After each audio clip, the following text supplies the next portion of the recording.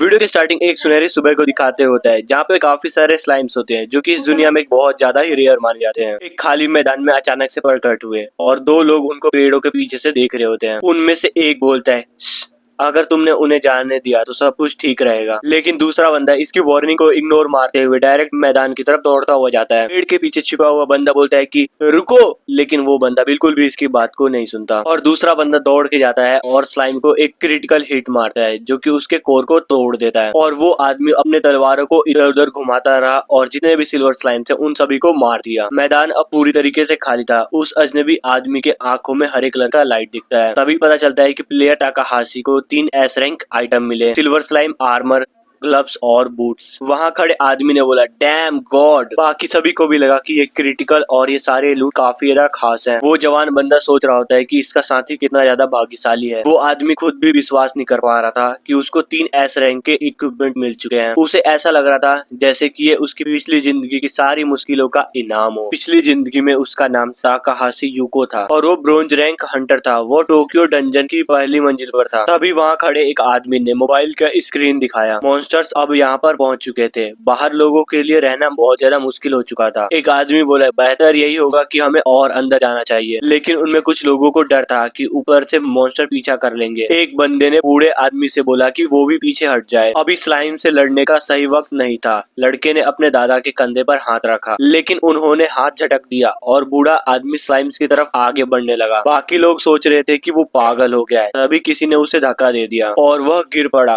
और उसकी टोपी उतर गई। साल तेजी से बीत रहे थे। एडवेंचरर्स के आने के बाद धरती पूरी तरीके से बदल गई है। सबका विकास अब अलग तरीके से होता है। किसी भी बंदे का लेवल तभी बढ़ेगा जब मॉन्स्टर्स को मारा जाए। जैसे जैसे ग्रोथ लेवल बढ़ता वैसे वैसे कैरेक्टर स्टिक भी बदलते हैं। जवान लड़का चाहता था कि उसकी ताकत कम से कम 5 यूनिट और बढ़े। कभी कभी एडवेंचरर्स को जादुई स्किल्स भी मिल जाते थे। बूढ़ा आदमी उठकर खड़ा हुआ और अपने सिस्टम को ऑन किया। ताकाहाशी यूकिटो अब लेवल 98 पर पहुंच चुका था। उसकी ताकत, रफ्तार और सहनशीलता 5 पर थी, एजिलिटी 4 पर और मैजिक पावर 3 पर और रेजिस्टेंस 2 पर। उसने बहुत कुछ देखा था और उसने बहुत ज्यादा मेहनत की थी। वो कमजोर मॉन्स्टर्स को मारता रहा ताकि वो लेवल 98 पर पहुंच सके, ताकि कोई और उसे हरा ना सके। उम्र ज्यादा होने के बावजूद उसने आज काफी सारे मॉन्स्टर्स मारे। हमले इतने ज्यादा ताकतवर थे कि उसकी स्वॉर्ड भी टूट गई। अब उसका करंट लेवल 99 पहुंच चुका था। 100 से बस एक कदम पीछे। बूढ़ा आदमी एक बड़े स्लाइम की तरफ आगे बढ़ा। वो स्लाइम पारदर्शी था और उसके बीच में एक बड़ा सा कोर दिखाई दे रहा था। जैसे ही हथियार टूटा उसने अपने दांतों से स्लाइम को फाड़ दिया। तभी सिस्टम से एक आवाज आता है, ताकाहाशी यूकिटो, आपने मैक्सिमम लेवल हासिल कर लिया, कांग्रेचुलेशन।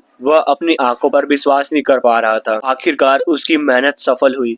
उसकी स्ट्रेंथ 1 से बढ़ गई। अचीवमेंट बोर्ड अपडेट हुआ, लेवल 99, स्ट्रेंथ 6। फिर वो स्टेटस पैनल को देखते हुए बोलते हैं कि स्टेटस तेरी माँ का, ये क्या मजाक चल रहा है क्या? मैंने आज तक पता नहीं कितनी ज्यादा मेहनत की, कितने बार मैंने अपनी जान पर खेल के मॉन्स्टर्स को मारा है, उसका फल क्या मुझे ये मिल रहा है? मैं मैक्स लेवल पर जा चुका हूँ, फिर भी मेरा स्ट्रेंथ बस 5-6 के बीच में ही रह गया, ये क्या हो रहा है? उसकी उम्मीद खत्म हो चुकी थी। उसके अंदर अब खड़े होने तक की जान नहीं थी। अंधेरे से मॉन्स्टर्स उसकी जान लेने के लिए आगे बढ़ रहे थे। क्या उसने अपनी पूरी जिंदगी बर्बाद कर दी? सभी लोग उसको देख रहे होते हैं और उसके पीठ पीछे हंस भी रहे होते हैं। ताकाहाशी ने तो अपनी बूढ़ी माँ को भी नहीं बचा पाया। उसकी पूरी जिंदगी उसके आंखों के सामने घूम गई। ऐसा लग रहा था कि अब सब कुछ खत्म हो रहा है। उसके आंखों से आंसू गिर गए। उसे दुख था कि उसने अपना लक्ष्य पूरा नहीं कर पाया।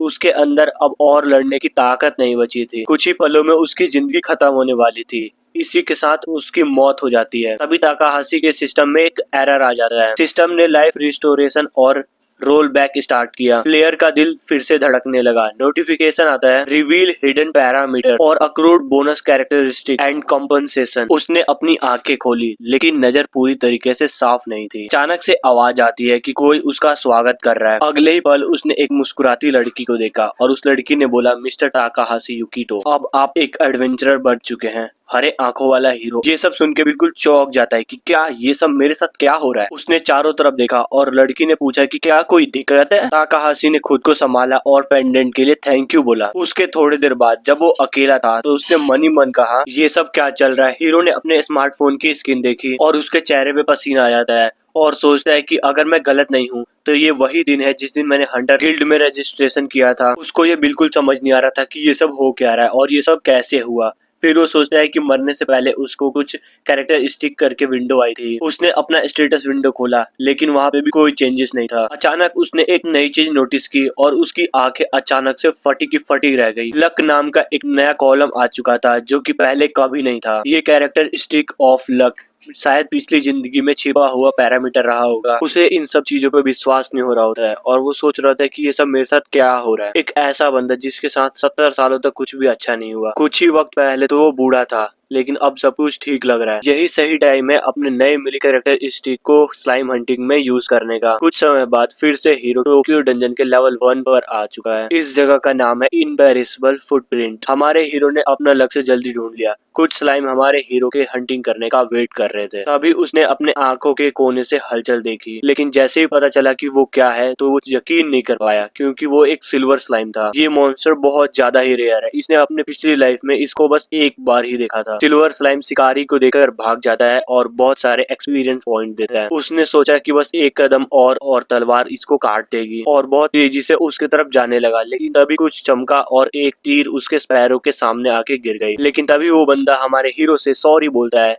और हमारा हीरो सोचता है बेवकूफ। लेकिन एक अजीब सी चीज होती है, सिल्वर स्लाइम को अभी तक यहाँ से भाग जाना चाहिए था लेकिन वो वहाँ से भागा ही नहीं। अगले ही पल वो डरा हुआ मॉन्स्टर हमारे हीरो के ऊपर अटैक करने आ जाता है। स्लाइम तेजी से हमारे हीरो की तरफ आई लेकिन हमारा हीरो भी उसके अटैक को रोकने के लिए तैयार था। उसने अपने तलवार को आगे कर दिया जिससे तलवार का कोना सीधा जाके उसके कोर में लगा और कोर टूट गया। इस जीत से उसका लेवल तुरंत बढ़ गया। हमारा हीरो सोचता है कि इसकी माँ का तलवार तो एक ही बार में टूट गया बे। ये सिल्वर मॉन्स्टर तो काफी ज्यादा मजबूत होते हैं, अब लगता है मुझे एक नया तलवार लेना ही पड़ेगा। तभी उसको कुछ घास में चमकता हुआ दिखता है जिसको देखने के बाद वो अपनी आंखों पर विश्वास नहीं कर पा रहा होता है कि इसकी माँ का ये एस रैंक लूट कैसे मिल सकता है। ये सिल्वर स्वॉर्ड और तो और इस तलवार के अंदर फीचर है कि ये तुम्हारे पावर को इंक्रीज कर देगा और 70% चांसेस है कि अटैक सही जगह पे लगेगा। हमारा हीरो ये देखकर बिल्कुल खुश हो जाता है और वो आसपास देखता है, चौंक के रुक जाता है और देखता है कि पास के झाड़ियों में 4 सिल्वर स्लाइम है। एक ही समय पर 5-5 सिल्वर स्लाइम दिखना बहुत ज्यादा ही रेयर है। हमारा हीरो सोचता है कि कहीं मैं सपना तो नहीं देख रहा,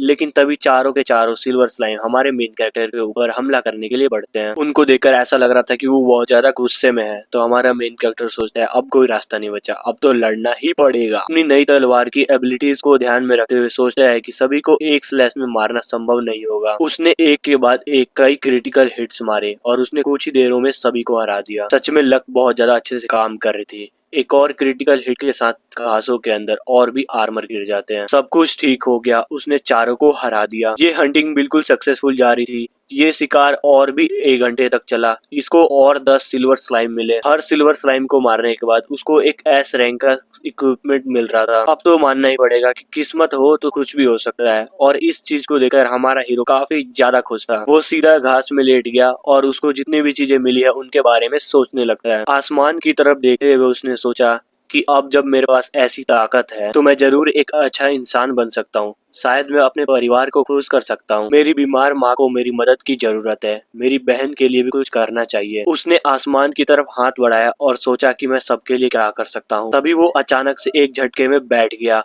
और वो सोचता है कि अब मेरे पास घर जाने के लिए फैमिली भी है। 70 साल की तन्हाई के बाद अब चीजें बदलने वाली थी। वह उठ खड़ा हुआ और वो सच में घर जाना चाहता था। उसका अपार्टमेंट 203 नंबर पर था और नेम प्लेट पर लिखा था ताकाहाशी। उसने अपने हाथ को गेट के तरफ बढ़ाया लेकिन उसके हाथ अभी भी थोड़े बहुत कांप रहे होते हैं। उसको समझ आया कि सबसे पहले मुझे अपने आप को शांत करना चाहिए। फिर उसने एक लंबी सांस ली और उसने डिसाइड किया कि अब मुझे घर का दरवाजा ओपन करना चाहिए। लेकिन उससे पहले ही दरवाजा अपने आप खुल गया क्योंकि उसके सामने ही उसकी छोटी बहन थी। वो खुश होकर उसको देख रही होती है लेकिन तभी हमारा हीरो जाके अपनी बहन को गले लगा लेता है। हीरो की बहन मतलब अपनी बहन भाईचारा ऑन टॉप। लड़की थोड़ी हैरान थी लेकिन वो हंस भी रही थी। उसने पूछा क्या यहाँ पर कोई प्रैंक चल रहा है, जल्दी बताओ कैमरा किधर है, मुझे थोड़ा छोड़ दो। लेकिन हीरो ने उसको कसकर पकड़े रहा और मन में सोचा कि अब वो किसी को भी अपने परिवार को चोट पहुंचाने नहीं देगा। फिर वो अपनी बहन को सब कुछ बता दिया। नोमी चौंक जाती है और सोचती है कि क्या हम सच में अपनी मम्मा की हेल्प कर पाएंगे। हीरो बोलता है कि हाँ, बस इसमें थोड़ी सी मेहनत की जरूरत है। अगले दिन हीरो अपने सारे इक्विपमेंट को बेचने के लिए चला जाता है। जितने भी चीजें उसको डंजन से मिले थे उन सभी को बेचकर बहुत सारे पैसे इकट्ठा करता है। फिर वो एक ऑक्शन के अंदर गया जहाँ पर एक लिक्विड रखा था, उसमें उसने 10 मिलियन की बोली लगाई। उसने सबसे अच्छी क्वालिटी का हीलिंग पोशन हासिल कर लिया। अब उसकी अगली लोकेशन थी हॉस्पिटल, जहाँ पर हीरो और उसकी छोटी बहन एक रूम के सामने जाके खड़े हो गए जहाँ पर उन दोनों की मम्मा इंतजार कर रही थी। परमिशन मिलने पर वो अंदर चले गए। मम्मा उन दोनों को देखकर बहुत ज्यादा खुश हो गई और पूछी कि वो दोनों कैसे हैं। हमारे हीरो ने बोला कि असलियत में तो हमें पूछना चाहिए कि आपकी तबीयत कैसी है। नोमी ने डिब्बा खोला और अपनी माँ को स्वादिष्ट चीजें दिखाई। मम्मा बोलती है कि तुम लोगों को इतना खर्च नहीं करना चाहिए था, इन सभी पैसों को तुम्हें खुद पर खर्च करना चाहिए। हमारा हीरो भी बोलता है कि अब पैसों की कोई दिक्कत नहीं है। छोटी बहन भी बोलती है कि हम आपके लिए एक तोहफा भी लाए हैं। माँ ने पूछा कैसा तोहफा। हीरो ने बोला कि ये थोड़ा अजीब लगेगा लेकिन आपको इसे पीना पड़ेगा, और वो अपनी माँ को एक एलेक्सर की बोतल पकड़ा देता है। नोमी ने समझाया कि भाई ने डंजन में पैसे कमाए और आपके लिए ये एलेक्सर खरीदा। माँ थोड़ा चौंक गई क्योंकि यूको अभी अभी एडवेंचरर बना है, इतने पैसे उसने कैसे कमा लिए। तो हीरो ने बताया कि बस उसकी किस्मत अच्छी है। छोटी बहन ने बोला मम्मा आपको ये पीना पड़ेगा। मम्मा ने कोई भी और बहस नहीं की, उन्होंने धीरे से ढक्कन खोला और उस एलेक्सर को पी लिया। इसके बाद ही रियल जादू शुरू होता है। छोटी बहन कहती है कि मम्मा की पूरी बॉडी तो चमकने लगी। दोनों के दोनों मम्मा को चौंके हुए देख रहे होते हैं और रिजल्ट का वेट कर रहे होते हैं। मम्मा ने राहत महसूस किया, जैसे उनके कंधों से भारी बोझ हट गया हो। सांस लेना अब पहले से आसान हो चुका है।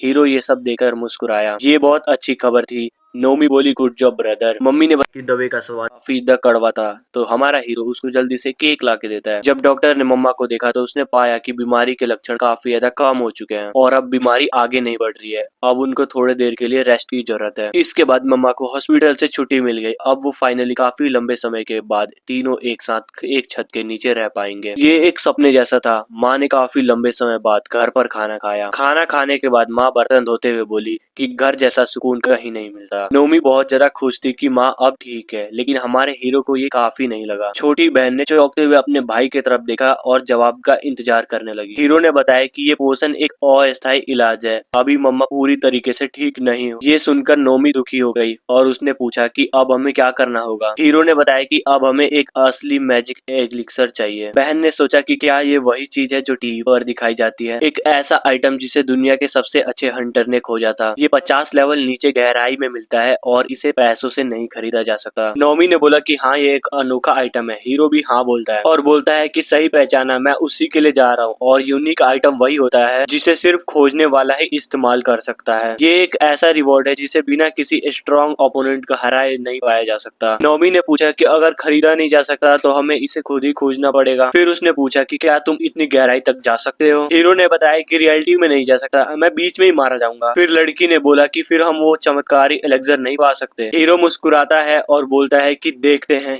क्या होगा। हीरो सोचता है कि बस उसके पास किस्मत ही नहीं है, पिछले जीवन की एक्सपीरियंस भी है। उसे याद आता है कि वो एलेक्सर ऊपरी फ्लोर पर भी मिल सकता है। एक रेयर सिचुएशन बनता है। 20th फ्लोर का बॉस एक एलिमेंट गोलम है और वो एक अजीब तरीके से वही पोषण देता है, लेकिन इस बॉस के आने का चांस बहुत ज्यादा ही कम है। और ये एलेक्सर एक रेयर आइटम है जो कि एक रेयर बॉस से मिलता है। हीरो सोचता है कि मैंने अपने पूरे पिछली लाइफ में बस एक बार सुना कि कोई इस गोलम से एलेक्सर पा चुका। हीरो को पूरा यकीन है कि वो इस पोषण को जरूर हासिल करेगा और अपनी मम्मा को बचा लेगा। हीरो ने अपनी बहन की शक वाले नजर को देख लिया और पूछा कि क्या तुम्हें कुछ ज्यादा ही मेरे पे शक नहीं हो रहा, लेकिन वो भी अपनी आंख मारते हुए बोलती है कि तुम तो कुछ भी कर सकते हो। अपनी बहन की बातों से हीरो को थोड़ी उम्मीद मिली। अच्छा लगता है जब परिवार आप पे भरोसा करता है, लेकिन डंजन में जाने से पहले उसे बहुत सारी तैयारी करनी थी। नोमी इस बात से सहम गई। नोमी पूछती है कि तैयारी से तुम्हारा मतलब क्या है। तो हीरो बताता है कि हर जगह कोई ना कोई मिल ही जाता है मुसीबत खड़ी करने वाला। उसने अलमारी पे रखी हुई फोटो की तरफ देखा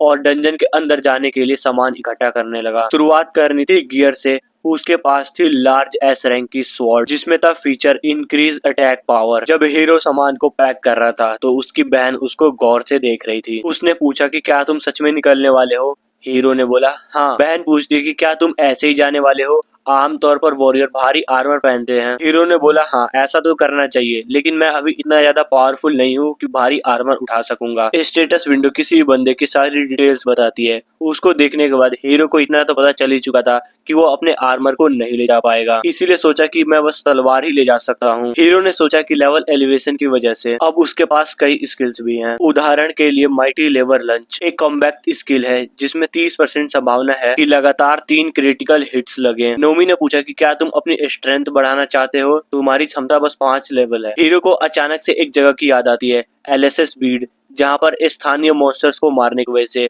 उन्हें काफी सारे फ्रूट्स मिलते हैं और ये फ्रूट्स हमारे हीरो के काफी ज्यादा काम आने वाले हैं। और छोटी सिस्टर बोलती है कि भाई कुछ भी हो जाए आप अपना अच्छे से ध्यान रखना। लड़की ने हीरो के लिए लंच भी तैयार किया था, लेकिन हमारा हीरो जहाँ जा रहा है वहाँ पे बहुत सारे फ्रूट्स उसको इजिली मिल जाएंगे। हीरो ने अपने छोटी सिस्टर को मना नहीं किया, उस खाने को ले लिया और ये पैकेट डायरेक्ट उसकी इन्वेंट्री में चला गया। हीरो ने अपने घर का दरवाजा खोला और एक एडवेंचर पे चला गया। फिर हमें दिखाया जाता है पेड़ों के जड़ों पर जहाँ पर पॉइजनस मशरूम भी लगे हुए हैं और तो और यहाँ के पौधे कीड़े भी खाते हैं। और कुछ देर चलने के बाद हमारा हीरो 5वीं मंजिल पर पहुंच जाता है और इस जगह का नाम है एलिसिस रीद और यहाँ के पूरे इन्वायरमेंट पौधों से भरा पड़ा है और इसीलिए यहाँ का रास्ता खोना बहुत ज्यादा कॉमन सी बात है, लेकिन इस मंजिल को बहुत ज्यादा आसान माना जाता है। और तो और पहले भी बहुत सारे एडवेंचरर यहाँ पर आए हैं और यहाँ की सारी लूट लेके जा चुके हैं। हमारा हीरो सोचता है कि उसके पास जब तक नक्शा है तब तक उसको कोई भी दिक्कत नहीं होने वाली और वो अपने फुल कॉन्फिडेंस में आगे बढ़ता जा रहा था। तभी उसको कुछ चींटियों का ठिकाना मिलता है। ये असलियत में चींटियां नहीं है, ट्रीज है जो कि नॉर्मल ट्री की तरह रहते हैं। उसके बाद फिर इंसान को ट्रैप करके मार देते हैं। इसीलिए हमारा हीरो एक पत्थर उठा के उस पर मारता है जिससे वो एक्टिव हो जाता है और हमारे हीरो को पेड़ के अंदर 2 आंखें देखने को मिलती है और हमारा हीरो डायरेक्ट उस पर अटैक करता है और एक क्रिटिकल हिट में उस मॉन्स्टर को मार देता है। हमारा हीरो सोचता है बस इनकी लोकेशन पता चल जाए फिर तो इनका गेम बजाने में 2 मिनट भी नहीं लगेगा और मॉन्स्टर के मरने की वजह से वहाँ पर एक फ्रूट गिरता है। हमारा हीरो उसको उठाता है और खा जाता है क्योंकि इस स्पिरिचुअल फ्रूट के खाने से उसके स्टेट्स बढ़ सकते हैं, तो इसलिए वो अपना स्टेटस चेक करता है जिसमें रियलिटी में उसके थोड़े बहुत स्टेट्स बढ़ चुके थे और इन फ्रूट्स को खाकर वो धीरे धीरे पावरफुल बन सकता था। इसीलिए वो और भी सारे ट्रीज को मारना स्टार्ट कर देता है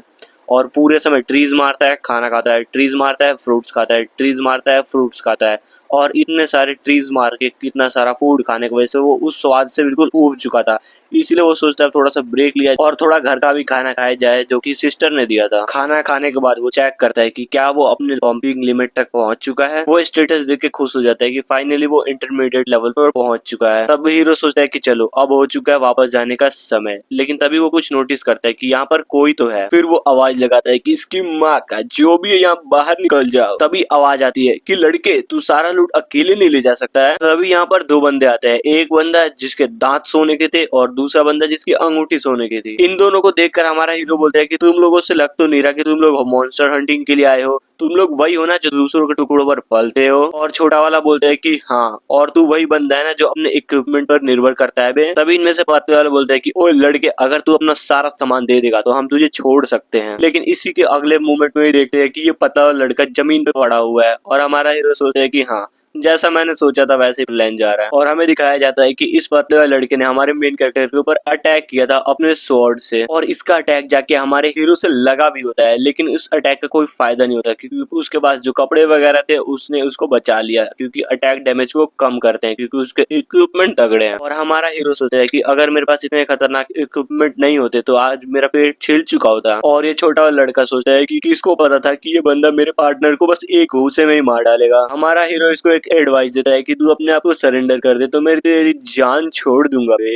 लेकिन वो छोटा वाला बोलता है कि नहीं, मैं सरेंडर नहीं करेगा, मैं तुझसे लड़ेगा, तुझसे दूर से ही अटैक करके तुझे मार डालूंगा और तू मुझे छू भी नहीं पाएगा। जिसको सुन के हमारा हीरो बोलता है कि हाँ, तूने सही बोला, एक योद्धा दूर से किसी को मार नहीं पाएगा। और ये बात सुन के छोटू डॉन बोलता है कि है तू इतनी जल्दी हार मान रहा है। लेकिन हमारे मेन कैरेक्टर का प्लान तो कुछ और ही था और वो अपने इन्वेंटरी को ओपन करता है एंड उसके अंदर से एक आर्टिफैक्ट निकालता है जो कि काफी ज्यादा अमेजिंग दिखने में लग रहा था। लेकिन हमें पता चलता है कि ये एक फूल से बना हुआ डाली है, जिसको देखकर ये छोटू डॉन भी बिल्कुल हंसने लगता है कि ये क्या निकाल दिया बे, इसकी माँ का, तेरे से ये उम्मीद तो नहीं थी, मुझे लगा कुछ खतरनाक निकालेगा। और मेरा देख स्टाफ कितना ज्यादा पावरफुल है। और वो सोचता है कि हमारे हीरो को तो पता ही नहीं है कि आर्टिफैक्ट क्या है। हमारा हीरो इसी आर्टिफैक्ट का यूज करने का डिसाइड करता है और सोचता है कि मैंने ये आर्टिफैक्ट तब पाया था जब मैंने बैरनेट को मारा था। ये छोटू डॉन मुस्कुराता है और सोचता है कि अभी नौ सीखिया है। सब्सटेंस ऑफ रिडिकुलस एक रेयर आइटम है और ये एक ऐसा आर्टिफैक्ट है जो रैंडमली किसी भी मैजिक को एक्टिवेट कर सकता है और इस आर्टिफैक्ट से कोई काम का स्पेल निकले ये तो बिल्कुल ना के बराबर है। और इसका पॉसिबिलिटी कुछ ऐसा है कि 40% में तो फेल ही हो जाएगा, 30% में कमजोर इंचेंटमेंट निकलेगा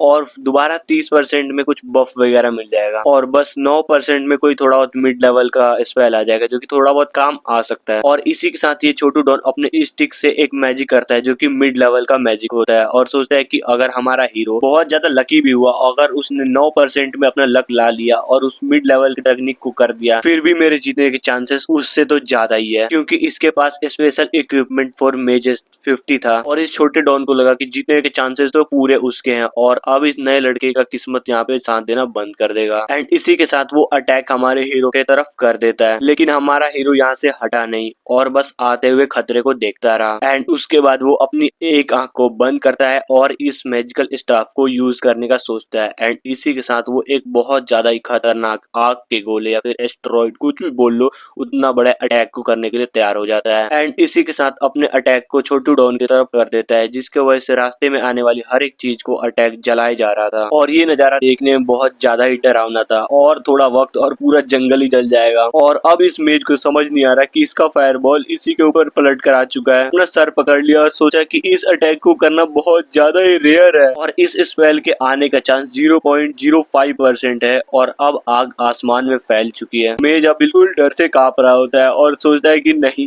मुझे नहीं डरना, शायद ये एक इल्यूजन मैजिक है। लेकिन तभी इसको थोड़ी देर में रियलाइज होता है कि नहीं, ये कोई इल्यूजन मैजिक नहीं है, मेरे बाल जल रहे हैं, सारी तरफ आग ही आग लगा हुआ है। ये छोटू डॉन इतना ज्यादा डर चुका था कि वो बोलता है कि प्लीज मुझे माफ कर दो और इसकी पैंट भी गीली कर लेता है अपनी। हमारा हीरो बिल्कुल नहीं रुकता जब तक कि पूरे एरिया में राख ही राख ना हो। और अब ये छोटू डॉन रियलिटी में छोटू सा बच्चा लग रहा था और ये इतना बड़ा पावरफुल अटैक हमारे मेन कैरेक्टर के इस आर्टिफैक्ट को ही तोड़ देता है। हमारे हीरो ने इसको एक बार अच्छे से देखा और कचड़े की तरह इसको फेंक दिया और सोचता है कि इसकी माँ का किस्मत हो तो मेरे जैसा। एंड इसके अपने चारों ओर देखता है और सोचता है कि इन दोनों को यहाँ पर ऐसे छोड़ना थोड़ा अच्छा नहीं लग रहा है। फिर सोचता है कि इन दोनों को यहाँ से बाहर लेके जाऊंगा। एंड उसके बाद इन दोनों को रस्सी में कस के बांध देता है। एंड उसके बाद वो सीढ़ियों की तरफ चला जाता है और इन दोनों को घसीटता हुआ साथ लेके जाता है। और ये सीन एकदम कंप्यूटर गेम जैसा लग रहा होता है। एंड उसका जैसे ही वो बाहर निकलता है, इन दोनों गुंडों को पुलिस के हवाले कर देता है। और पूछताछ खत्म होने तक सूरज डूब चुका था और अब जाके युकितो को एहसास हुआ कि वो कितना ज्यादा थक चुका है और वो अभी घर नहीं जा सकता। और इसी के साथ ऑफिस जाता है और रिसेप्शन पे जाके थोड़ा सा माफी मांगता है कि हाँ, मैं काफी दिन से यहाँ पर नहीं आया, लेकिन मेरी कुछ प्रॉब्लम्स आ गई थी। फिर लड़की पूछती है कि क्या आप ताकाहाशी युकितो हैं? पुलिस ने पहले ही इसके इतने अच्छे काम का डिटेल यहाँ पर भी पहुंचा दिया था। लड़की ने उसको कॉन्ग्रेचुलेट किया कि उसने गुंडों को पकड़ाया। एंड उसके बाद लेवल अप होने की वजह से सिल्वर कलर का पेंडेंट दे देती है। और हमारा हीरो हैरान हो जाता है कि इसकी माँ का, मैंने तो कुछ भी किया ही नहीं, क्या कोई गलती कर रही है क्या ये? क्योंकि सिल्वर रैंक पाना कोई आसान नहीं होता, यहाँ तक कि अच्छे अच्छे बंदे इसको पाने के लिए लिटरली 3 साल तक लगा देते हैं। एडवेंचरर को अपने लेवल अप करने के लिए बहुत सारी चीजें इकट्ठा करना पड़ता है, बहुत ज्यादा फाइट वगैरह करना पड़ता है और गिल्ड में बहुत बड़ा अपना योगदान बनाना पड़ता है, तब जाके लेवल अप होता है।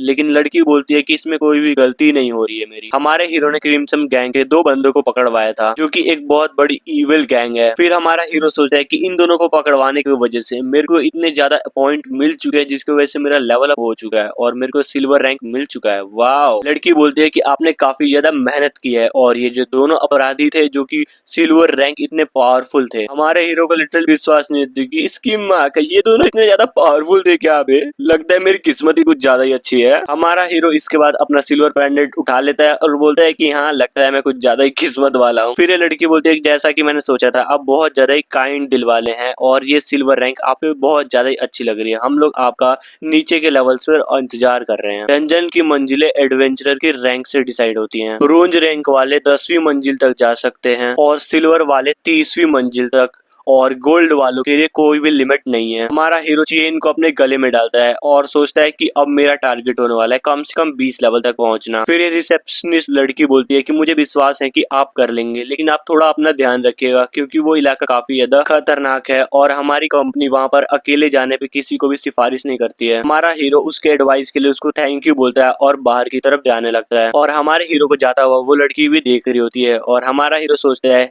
कि किस्मत में था उस गुंडों से मिलना मेरा। लेकिन तभी हमारे हीरो को कोई आवाज लगाता है, जो कि एक बुढ़ा होता है जो कि कुछ ज्यादा सूट बूट में आया है और हमारे हीरो से पूछता है कि क्या मुझे आपका 1 मिनट मिल सकता है। फिर हमारा सोचता है हीरो कि चलो इससे 1 मिनट बात कर ही लेते हैं। फिर वो बुढ़ा बोलता है कि तुम वही हो ना जिसने उन दोनों गुंडों को पकड़ा था। एंड उसके बाद वो वांटेड पोस्टर दिखाता है। इसको देखने के बाद हमारा हीरो बोलता है कि इन दोनों ने मेरे ऊपर अटैक किया था, इसलिए मैंने उनको मारा। एंड उसके बाद हमें दिखाया जाता है कि इस बुढ़े की शक्ल बिल्कुल सीरियस हो जाती है। एंड उसके अगले ही पल वो बुढ़ा हमारे हीरो का हाथ पकड़ता है और उसको थैंक यू बोलता है। और इस चीज को देख के हमारे हीरो को समझ नहीं आता कि यार ये बुड्ढा है कौन। लेकिन तभी वो बुड्ढा दीवार से उन दोनों गुंडों का पोस्टर फाड़ देता है और कहता है कि उन दोनों ने मेरे बेटे को मार दिया था और पुलिस कुछ भी नहीं कर पाई और तुमने उन दोनों को मार दिया। और फिर हमें पता चलता है कि ये बुड्ढा बहुत ज्यादा मुश्किल से अपने आंखों में आंसू आने से रोक पा रहा है। हमारा हीरो बोलता है कि अंकल इन सब चीजों की कोई जरूरत नहीं है, मैं बस अपना एडवेंचर होने का आभार कर रहा था। लेकिन वो बुड्ढा अपने आप को झुक के हमारे हीरो के लिए बहुत ज्यादा काइंड बिहेवियर दिखा रहा था और ये देखकर हमारा हीरो भी थोड़ी सी स्माइल करता है। और बुड्ढा जो होता है वो सोचता है कि अब मैं अपने बेटे के कब्र पर एक अच्छी सी न्यूज ले जा सकता हूँ। फिर हमारा हीरो सोचता है कि पिछली जिंदगी में किसी ने भी मेरे से ऐसा बिहेवियर नहीं किया था। फिर हमारा हीरो सोचता है कि कुछ समय में वो दिन दोबारा आने वाला है जहाँ पे बहुत सारे मॉन्स्टर आ जाएंगे। क्या मुझे ऐसे ही छोड़ देना चाहिए, सब कुछ जैसा हो रहा है होने दूं, या फिर मुझे कुछ करना चाहिए। मुझे पता होते हुए ना करना बहुत ज्यादा ही ये गलत बात है। फिर उसके बाद हमारा हीरो अपने आप को झटका देता है कि इतनी बड़ी सोच मत रखो, तुम कोई वर्ल्ड सेवियर नहीं हो, अभी बस तुम एक स्लाइम को मारकर अपना लेवल अप कर सकते हो और कुछ नहीं। उसने तय किया कि फिलहाल बस अपनी माँ को बचाना है, बाकी सब बाद में। इसके बाद सीन शिफ्ट होकर जाता है एक केव के अंदर जहाँ पर मसाले जल रही थी, एक लालटेन भी थी और काफी सारे खंजर वगैरह रखे थे। और यहाँ पर एक बंदा पत्थरों पे मुक्के मार मार के अपने गुस्से को शांत कर रहा था और उसे यकीन नहीं हो रहा था कि उन दोनों गुंडों को कोई हरा सकता है। और वो सोचता है कि अगर ऐसे ही बाकी मेरे साथियों के साथ हुआ तो वो अपने बॉस को कर नहीं दे पाएगा। एंड इसके साथ वो अपने दांत को पीसता है एंड एक खंजर उठाता है और उसके सामने एक न्यूज़पेपर था जिसमें हमारे हीरो की फोटो बनी थी। तो वो डायरेक्ट उस खंजर को हमारे हीरो के मुंह के अंदर घुसा देता है, बोलता है कि मैं तेरी जान ले लूंगा बैंड के टक्के। फिर ये सोचता है कि ये लड़का इतना इजी टारगेट नहीं है, जब वो दो गुंडों को एक साथ हरा सकता है तो उसके पास पावर तो होंगी ही। लेकिन कोई नहीं, उससे निपटने के लिए मेरे पे और भी रास्ते हैं। जिस दिन मेरी नजर उस पे पड़ी उसकी लाइफ खत्म, टाटा बाय बाय। इसके बाद सीन शिफ्ट होके जाता है हमारे हीरो पर जो कि 15 लेवल पर आ चुका है और ये एक पहाड़ पे खड़ा था और चारों तरफ देखते हुए बोलता है कि ये एक लोनली माउंटेन है और यहाँ पर रास्ते बहुत ज्यादा ही पतले हैं जिसकी वजह से ये जगह बहुत ज्यादा खतरनाक मानी जाती है। तभी उसकी नजर जाती है कुछ लोगों पर जो कि ग्रुप बना के इस जगह को पार करने का ट्राई कर रहे थे। और यहाँ का एडवांटेज ये है कि यहाँ पर लोगों के नजरों से बचना थोड़ा आसान है, इसी वजह से यहाँ पे बहुत सारे गुंडे वगैरह रहते हैं। एंड उसके बाद वो तलवार अपना फेंक देता है, एक दीवार में जाके लड़ती है जिसके आवाज से सारे के सारे लोग उस तलवार की तरफ देखने लगते हैं। फिर हमारे हीरो ने सोचा कि ये जगह अकेले शिकार करने वाले लोगों के लिए बिल्कुल परफेक्ट है और मैं एक शिकारी हूँ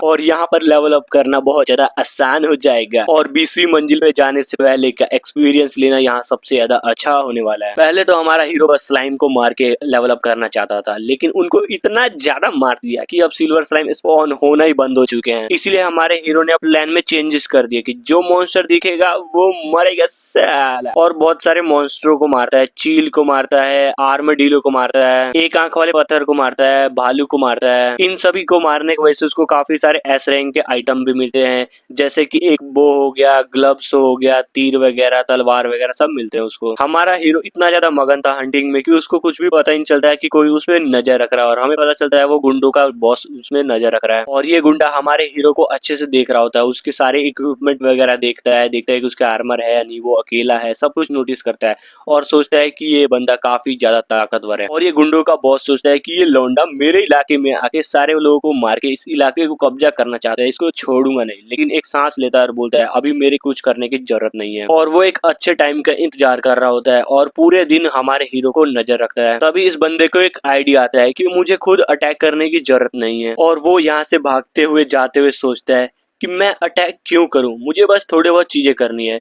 जंगल में इकोसिस्टम बहुत ज्यादा पीसफुल है इस समय, मैं बस इतना करता हूँ कि कुछ को मार देता हूँ जिससे यहाँ का इकोसिस्टम बिगड़ जाएगा, जिसके वजह से बहुत सारे मॉन्स्टरों की संख्या बढ़ जाएगी और इस चीज को कंट्रोल करना किसी के बस में नहीं है। एंड उसके बाद रात को वो घर आ जाता है, फिर अगले दिन सुबह उठ के जाता है और सोचता है कि इसकी हत्या बिल्कुल एक तरीके से नेचुरल डेथ लगने वाली है, क्योंकि वो भी बाकी एडवेंचरों की तरह एक किसी न किसी बीच से मारा जाएगा और ऐसी हत्या किसी भी गवर्नमेंट का ध्यान अपने तरफ नहीं खींचेगा। और वो काफी ज्यादा इस प्लान से खुश था। वो अपने साथ एक पाउच लेकर आया था जिसके अंदर मॉन्स्टरों को अट्रैक्ट करने वाला पाउडर था और उसने उन सभी मॉन्स्टरों को कंट्रोल करके सभी को हमारे हीरो पर अटैक करने का आदेश दिया और सोचता है कि अब वो बंदा कभी भी बचने नहीं वाला। और इधर हमारे हीरो को कानो कान खबर नहीं, इसके पीठ पीछे चल के आ रहा है और वो आराम से एक जंगली सुअर को मार के हंटिंग कर रहा होता है। तभी उसने कुछ अजीब आवाज सुनी और वो आवाज धीरे धीरे उसके पास आ रही थी और थोड़ी देर में ही उसके ऊपर के सारे आसमान बिल्कुल काला हो जाते हैं और वो बिल्कुल समझ नहीं पाता कि इसकी माँ का ये क्या चीज है भाई, ये तो बहुत बड़ा झुंड लग रहा है। डेडली सीकर्स, ये बहुत ज्यादा खतरनाक कीड़े हैं। हमारे हीरो ने सोचा कि इतने सारे कीड़ों से अकेले लड़ना बहुत ज्यादा बेवकूफी होगी, उसके बाद वो भागना शुरू कर देता है। उसके दिमाग में बस एक ही आइडिया आ रहा था इन सभी से बचने के लिए कि कैसे न कैसे करके किसी ग्रुप से जाके मिल सकूं। एडवेंचरस आमतौर पर कहाँ पे मिलते हैं, इतनी तनाव भरी सिचुएशन में कैसे ढूंढा जाए। हमारा हीरो सोचता है कि पिछली जिंदगी में मैंने सुना था कि इस लेवल पर कहीं ना कहीं सप्लाई बेस है। जब से यहाँ पर बेस बना था, इस माउंटेन की रक्षा करना बहुत ज्यादा आसान हो गया है। लगता है ये बेस लाल मिट्टी की किसी गुफा में है। हमारे हीरो को याद आया कि नक्शे में इस बेस का कोई भी निशान नहीं था। हमारे हीरो के सामने एक बहुत बड़ी खाई आ गई जिसको पार करना बहुत ज्यादा जरूरी है और वो रुक जाता है, लेकिन वो समझ जाता है कि उसके पास टाइम है नहीं, उसकी जान बहुत ज्यादा खतरे में है। अपनी तलवार की मदद से उसने सीधे खड़े पहाड़ से नीचे उतरना शुरू कर दिया। जमीन पे उतरते उसने पास की एक और पहाड़ पे चढ़ना शुरू कर दिया। उसे ऐसा लग रहा था कि यहीं कहीं पर बेस है, क्योंकि मिट्टी का कलर उसको अलग लग रहा था। हमारे हीरो को समझ नहीं आ रहा था कि अंदर कैसे जाया जाए और उसने बहुत जोर से आवाज लगाई कि कोई है बाहर, बहुत ज्यादा मॉन्स्टर आ गए हैं और उसे मदद चाहिए। लेकिन पहाड़, चट्टान कुछ भी हिला भी नहीं, बिल्कुल भी। हमारा हीरो पीछे मुड़ के देखता है कि काले रंग का बादल और भी ज्यादा आसमान में उसके पास आए जा रहा है। मॉन्स्टर उसके नजदीक आए जा रहे थे। फिर उसने अपने आप को थोड़ा सा कदम, 2 कदम पीछे किया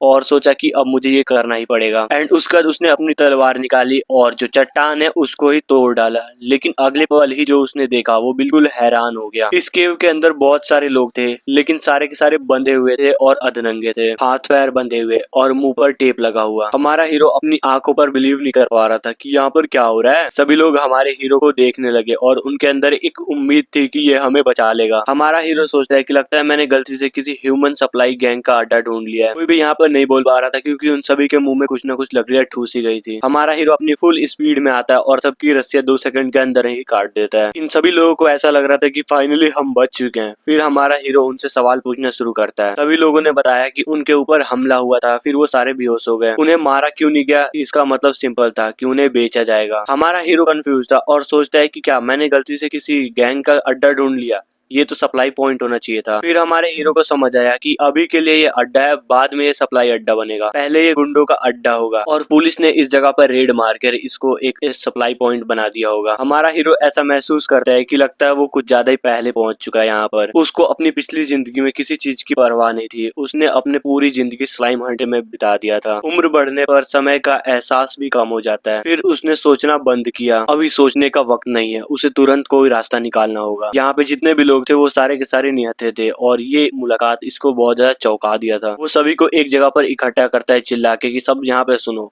मैं समझता हूँ कि तुम सब बहुत ज्यादा दिक्कत में हो, लेकिन तुम्हें हालात की गंभीरता को समझना होगा। हमारे हीरो ने सबका ध्यान ऊपर के तरफ आसमान में किया और बताया कि डेडली सीकर्स उनके तरफ ही आ रहे हैं। बहुत जल्द ही वो सारे के सारे मारे जाएंगे और 15वीं मंजिल पर बहुत ज्यादा इस समय शिकारी हो चुके हैं। ये सारे के सारे बाहर आके देखते हैं कि इतने सारे सीकर्स हैं और ये सारे के सारे बहुत ज्यादा डर गए। इतने सारे मॉन्स्टर्स को देखने के बाद इन सब की तो बिल्कुल हालत ही खराब हो गई थी। हमारा हीरो इन सभी से कहता है कि जैसा कि तुम सभी ने देख लिया है बाहर का हालात क्या है, तो हम सभी को मिलकर इनसे लड़ना पड़ेगा। ये सभी बिल्कुल कंफ्यूज हो गए कि हैं ये क्या बंदा बोल रहा है। फिर एक लड़की बोलती है कि लेकिन हमारे पास तो कोई हथियार ही नहीं है। दूसरा बंदा बोलता है कि ये सब कुछ बकवास है, हम कुछ भी नहीं कर पाएंगे, हम सभी मर जाएंगे। लेकिन तभी हमारा मेन कैरेक्टर के चेहरे पर एक स्माइल आती है और वो बोलता है कि 1 सेकंड। उसने सिस्टम एक्टिवेट किया और मॉन्स्टर को हराने पर जितने भी उसको आइटम्स मिले थे वो सारे बाहर निकालना शुरू कर दिया। गुफा के अंदर बहुत सारे आइटम्स की ढेर लग गई, तलवार, शील्ड, धनुष, बहुत सारी चीजें निकलने लगी। सारे के सारे बंदे इतने सारे खतरनाक हथियारों को देखकर बिल्कुल चौंक गए। तभी हमारा हीरो बोलता है कि अगर मैं चाहूँ तो तुम सभी को ये सारे के सारे इक्विपमेंट फ्री में दे सकता हूँ, वो भी परमानेंट के लिए। जिस बात को सुनकर ये सारे के सारे बंदे बिल्कुल शॉक हो जाते हैं, क्योंकि ये सारे के सारे इक्विपमेंट कुछ ज्यादा ही हाई रैंक के थे। और एक लड़की बोलती है कि ये सारे के सारे इक्विपमेंट देखने में तो कुछ ज्यादा ही महंगे लग रहे हैं। सभी बंदों ने पूछा हमारे हीरो से कि ये सब कुछ तुम्हारे पास आया कहाँ से, और हमारे हीरो ने अभी तक इन सभी को कोई अपना इंट्रोडक्शन भी नहीं दिया था। और इन सभी के मन के अंदर काफी सारे सवाल चल रहे थे और इन सभी ने हमारे हीरो को आज तक एक बार भी नहीं देखा था। हमारा हीरो सच में कुछ ज्यादा ही मिस्टीरियस बंदा लग रहा था। और यहाँ पे सारे के सारे बंदे अपने अपने लिए इक्विपमेंट और आर्मर लेना शुरू कर दिए। और ये सारे के सारे बहुत ज्यादा बहन के टके हैं, क्योंकि ये सारे के सारे आपस में लड़ना शुरू कर देते कि हाँ मुझे ये लेना है, मुझे वो लेना है। और कुछ लोग ये डिसाइड कर रहे थे कि हमें बचाव के आर्मर्स लेने चाहिए, हथियार लेने चाहिए। इन्हीं में एक लड़का बोलता है कि अगर ये सब कुछ बेच दिया जाए तो तुम करोड़पति बन सकते हो। एक लड़की पूछती है कि क्या हम सच में ये सब कुछ ले सकते हैं, तो हमारा हीरो हाँ बोलता है और बोलता है कि मुझे इन सब चीजों के बदले कुछ भी नहीं चाहिए, बस एक बात, थोड़ी देर के लिए मैं तुम सभी को लीड करूंगा। और किसी ने भी इस बात के ऊपर कोई भी शक नहीं किया। आखिर हमारा हीरो इन सबकी जान जो बचा रहा था और ये सारे के सारे बंदे अपने आर्मर और टूल को लेकर काफी ज्यादा खुश थे। इन सभी को हमारे हीरो के प्लान के हिसाब से चलने में कोई भी दिक्कत नहीं थी। और एक लड़की बो उठाती है और मुस्कुरा के बोलती है कि यहाँ सबको आदेश मानना होगा। सारे के सारे बंदे यहाँ पर राजी हो चुके थे। तभी एक मोटा हट्टा कट्टा सा बंदा बोलता है कि मैं यहाँ पर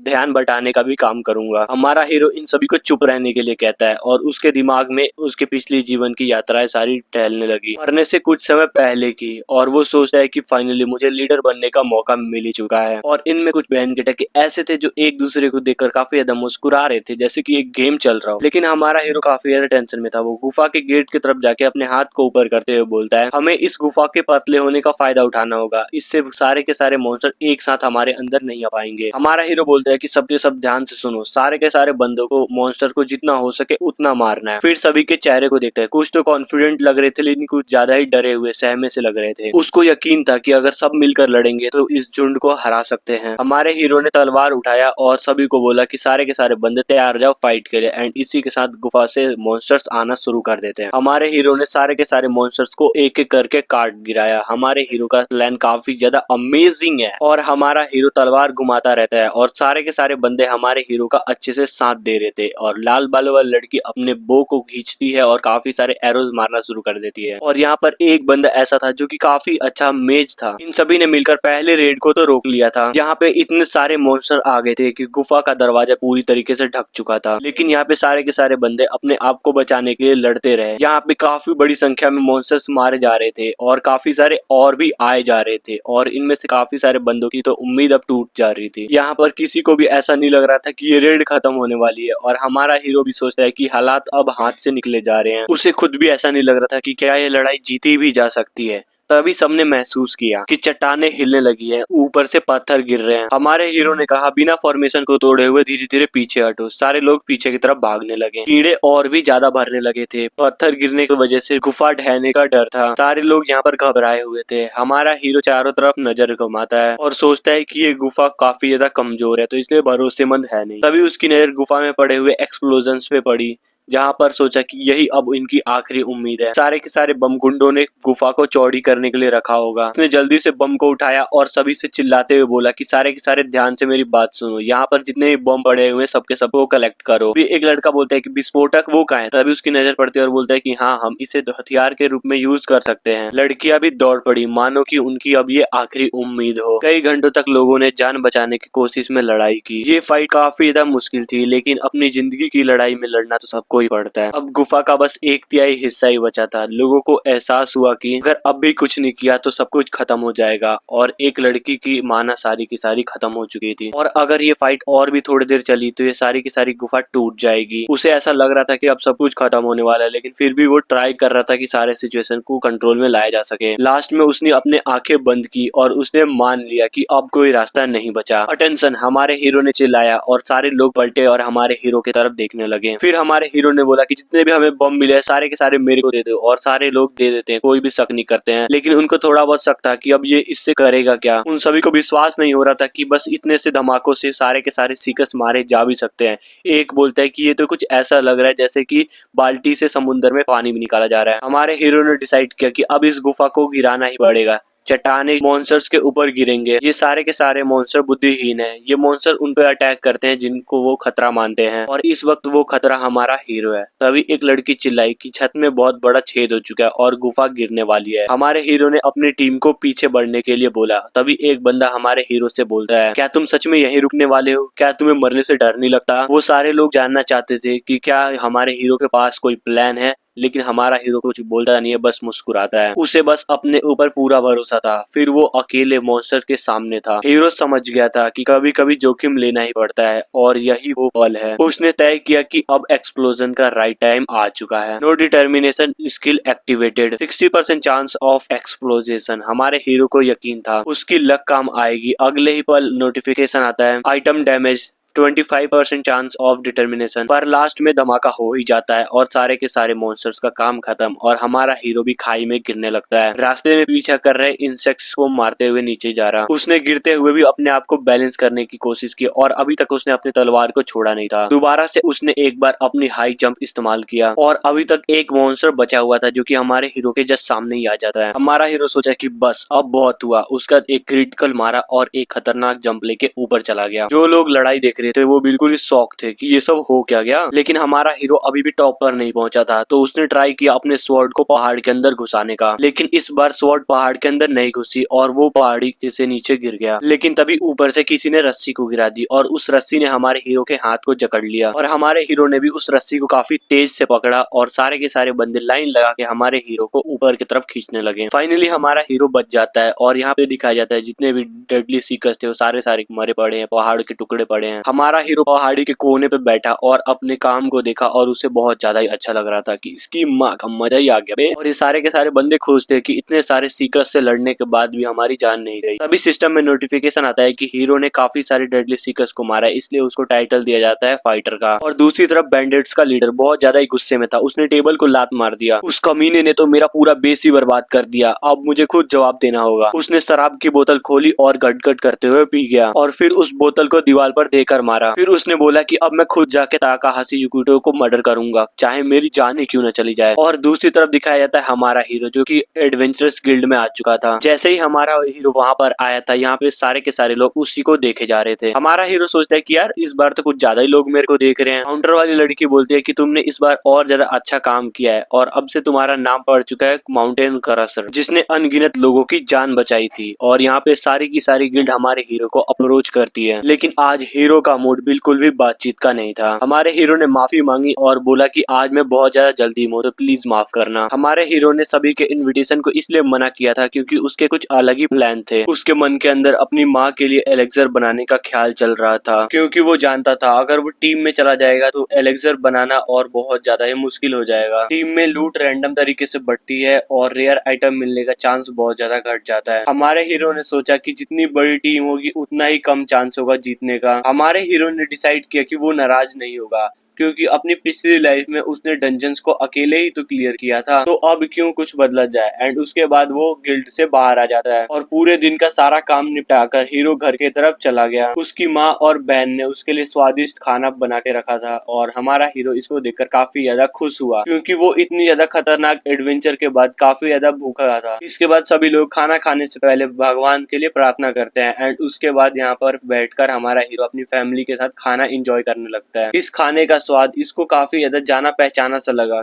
इसको ऐसा लग रहा था कि इसने अपनी पिछली लाइफ में ऐसा खाना टेस्ट जरूर किया है। हालांकि हमारे हीरो का परिवार काफी ज्यादा अमीर नहीं है लेकिन ये लोग त्योहार को काफी ज्यादा मन से और धूमधाम से मनाते हैं। नोमी ने अपने भाई को लेवल 20 तक पहुंचने के लिए बधाई की और माँ को काफी ज्यादा टेंशन हो रहा था। उन्होंने कहा कि क्या तुम वाकई ये करने वाले हो, क्योंकि लेवल 20 के बाद डंजन काफी ज्यादा, बहन को भी बहुत ज्यादा चिंता थी और उसने दिखाया कि बस 15% लोग ही 20 फ्लोर को पार कर पाते हैं। माँ ने डांटते हुए बोला कि खाना खाते समय फोन मत चलाया करो। तभी हमारा हीरो परिवार को चिंता ना करने के लिए बोलता है और बोलता है कि क्या तुम लोग भूल गए क्या, मैं क्या कर सकता हूँ। माँ ने बताया कि उन्हें अपने बेटे पर बहुत ज्यादा ही गर्व है। और तो और पीछे दरवाजे पर हमारे हीरो की पेपर में लगी हुई कटिंग थी। माँ ने कुछ सेकंड के लिए अपनी आंखें बंद कर ली, शायद वो अपने इमोशन से लड़ रही थी। फिर वो धीरे से बोली, अपना ध्यान रखना, कोई भी माता पिता ये नहीं चाहते कि उनका बेटा दूसरों के लिए अपनी जान कुर्बान कर दे। हमारे हीरो के पास इसका कोई भी जवाब नहीं था। तभी हमारे हीरो को एक डेंजरस सी यादें आई। पिछले जीवन में उसने अपनी मरी हुई माँ को दफनाया था। हीरो ने अपनी माँ से प्यार से कहा कि कोई भी बच्चा नहीं चाहता कि उसके माता पिता परेशान हो। माँ कुछ कहना चाहती थी लेकिन नोमी ने उन रोक दिया और बोला कि उन्हें रहने दो। बहन ने बोला कि भाई तुम कुछ ज्यादा ही जिद्दी हो और जो तुम्हारे मन में आ जाता है वो तुम करके ही रहते हो। माँ की आंखों में आंसू आ गए, उन्हें अपने मर चुके पति की याद आ गई क्योंकि बच्चे बिल्कुल उन्हीं के जैसे थे। ताकाहाशी ने कहा, मेरे लिए चिंता मत करो, मैं ऐसा इसलिए कर रहा हूँ क्योंकि मैं खुद ही ऐसा चाहता हूँ। माँ कुछ कह नहीं पाई और खाना खाती रही।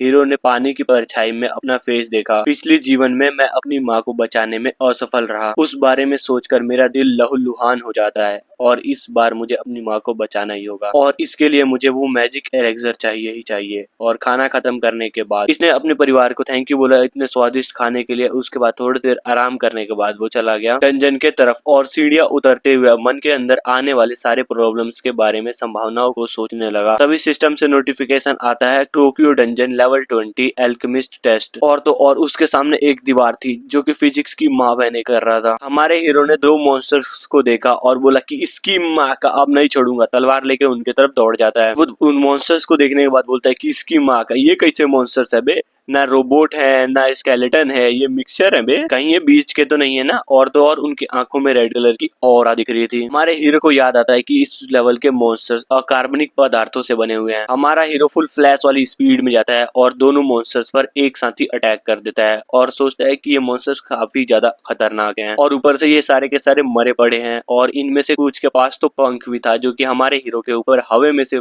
अटैक कर रहे थे। हमारे हीरो के लिए सबसे बड़ा एडवांटेज था कि उसने इस लेवल को पहले भी कंप्लीट किया हुआ है, तो उसको पता है कि ये मॉन्स्टर्स किस तरीके से काम करते हैं और इसलिए हमारे मेन कैरेक्टर को इनके नेक्स्ट मूव के बारे में पहले से पता होता था, तो उन सभी को मार देता है। इसीलिए भी हमारे हीरो ने कुछ अजीब सा देखा और वो वहीं पे रुक गया और उसने सामने देखा कि अरे इसकी माँ का ये तो कुछ ज्यादा ही बड़ा मॉन्स्टर है बे। और इसको देखकर ऐसा लग रहा था कि बस इसके पास एक ही आंख है और इसके ऑरा को देखकर तो ऐसा लग रहा था कि ये हमारे मेन कैरेक्टर की तो पूंगी बजा के रख देगा। हमारे हीरो ने सोचा कि इस बहन के टके को हराना इतना ज्यादा तो इजी नहीं होने वाला। तभी उसके दिमाग में एक आइडिया आता है कि हर एक मूव को अच्छे से मुझे देखना होगा। जब मुझे पता होगा कि ये किस तरीके से काम करता है तो इसको हराना काफी ज्यादा मेरे लिए आसान हो जाएगा। एंड इसी के साथ वो बड़ा सा मॉन्स्टर अपनी मुट्ठी को बना लेता है और हमारे हीरो के ऊपर अटैक करने चला जाता है। अटैक को देखकर हमारा हीरो बहुत ज्यादा मुश्किल से उस अटैक को डॉज करता है एंड इसी के साथ बहुत सारे अटैक होते हैं और हमारा हीरो कोशिश करने लगता है बचने का, क्योंकि इन दोनों में पावर डिफरेंट काफी ज्यादा है और हीरो को काफी ज्यादा संभल कर फाइट करना होगा। और एक जंप लगाई और जैसे ही हमारे हीरो को कोर दिखा उसने उस कोर के ऊपर अटैक कर दिया और कुछ ही मिनटों के अंदर हमारे हीरो ने उस खतरनाक से मॉन्स्टर की पूंगी बजा डाली। उसको काफी ज्यादा अच्छा लग रहा था कि फाइनली मैंने इस मॉन्स्टर को भी मार दिया और उस मॉन्स्टर की बॉडी पीछे पड़ा था, जिसने हमारे हीरो को उसके मकसद के और ज्यादा करीब पहुंचा दिया। वो एक बड़े से दरवाजे के पास जाके खड़ा हो गया। दरवाजे को ओपन करते हुए वो मन ही मन सोचने लगा कि आखिरकार वो वक्त आ ही गया,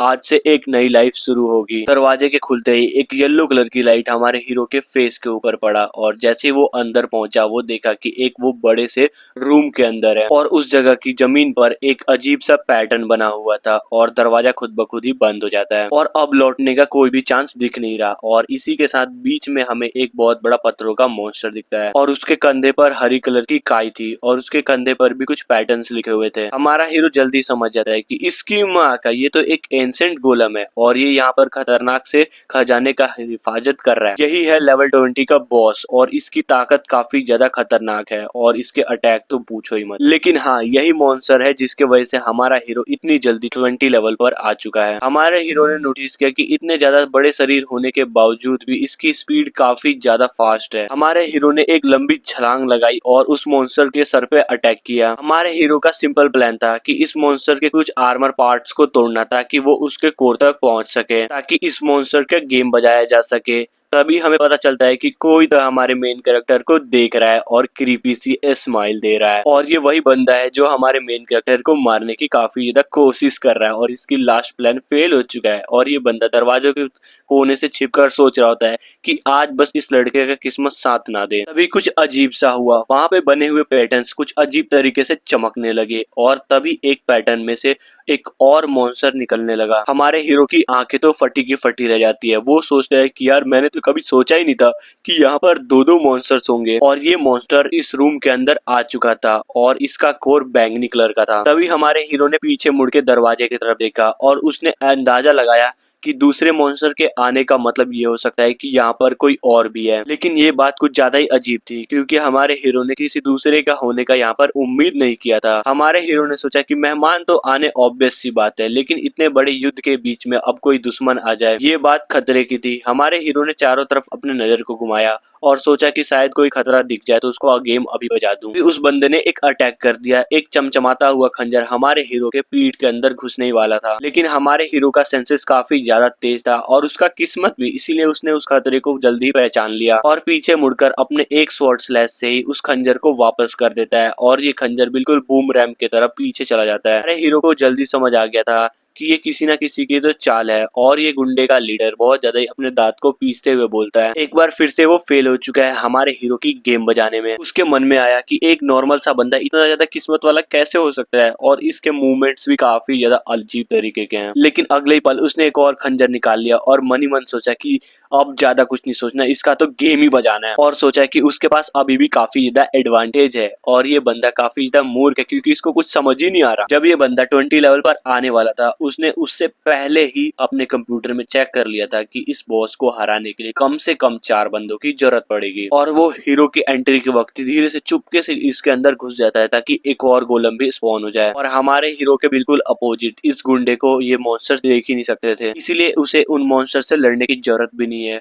और आखिरकार इसके पास थीफ का लेवल कुछ ज्यादा ही हाई है। उसने सोचा कि मैं अपने इनविजिबल स्किल के साथ पूरी तरीके से सेफ हूँ, अब कैट वॉक करने का टाइम आ चुका है और धीरे धीरे अंदर की तरफ चला गया ताकि दूसरे गोलम को भी उकसाया जा सके। और वो इनविजिबल स्किल की वजह से पूरी तरीके से इनविजिबल था और शैडो मूवमेंट की वजह से वो इतनी ज्यादा तेजी से मूव कर रहा था जैसे मानो कि एक ही समय पर वो 2 जगह पर मौजूद हो। गुंडे ने तय कर ही लिया था कि अब हीरो से बदला तो लेना ही पड़ेगा। आखिर 2 एंसेंट गोलम को अकेले हराना नामुमकिन किन कामों में से एक है। सॉरी गाइस, मुझे लगा था कि इनविजिबल स्किल है लेकिन वो उसने जो व्हाइट कलर का क्लोथ पहना हुआ है वो इनविजिबल करने वाली चीज है जो कि पहनने वाले की पूरी तरीके से मौजूदगी को गायब कर देता है। और इस चीज की वजह से उसको पूरी तरीके से यकीन था कि उसको पकड़ना बिल्कुल नामुमकिन है। उसने सोचा कि पीछे से हमला करना बहुत ज्यादा ही खराब चीज है लेकिन थीप हूं ना तो कर सकता हूँ। और उसने हमारे हीरो की मौत को पक्का करने के लिए अपने खंजर के ऊपर जहर भी लगा लिया था ताकि हमारे हीरो के बचने के चांसेस ही खत्म हो जाए और अटैक कर देता है। और ये खंजर हमारे हीरो के पीठ में घुसने ही वाला था और इस बार हमारे हीरो को इस बारे में पता ही नहीं था। गुंडे ने सोचा कि ज्यादा कुछ करने की जरूरत नहीं है, बस इसको थोड़ा सा डैमेज कर दो। ये नाइफ हमारे हीरो के बिल्कुल गाल के पास से गया वरना हमारे हीरो की तो गेम ही बच जाती और इस बार भी हमारा हीरो बच जाता है। और ये सब देखकर ये गुंडा बिल्कुल सोचता है कि इतने कमजोर से आर्मर में भी उसने अपने लिए एंटीडोट छिपा के रखा हुआ है। फिर उसने मायूसी को खत्म किया और बोला कि मेरा मकसद ज्यादा कुछ बड़ा नहीं है, बस हीरो को थोड़ा देर उलझा के रखना है। और उसने बहुत सारे कील जैसे चाकू को हमारे हीरो की तरफ फेंक दिया और उसने मन ही मन सोचा कि हर एक तरीके के जाल बिछाने में मजा आता है। वह पूरी तरीके से विश्वास कर रहा था कि इस बार तो वो कामयाब होकर ही रहेगा, पिछली बार की तरह वो और किसी चीज पर बिलीव नहीं करेगा। उसने सोचा कि मैं बस उन्हीं जालों को बिछाने वाला हूँ जिनसे मैं कभी भी लाइफ में फेल नहीं हुआ, जैसे कि जिंदा नुकीले तार जिनमें बिजलियां बहती हो।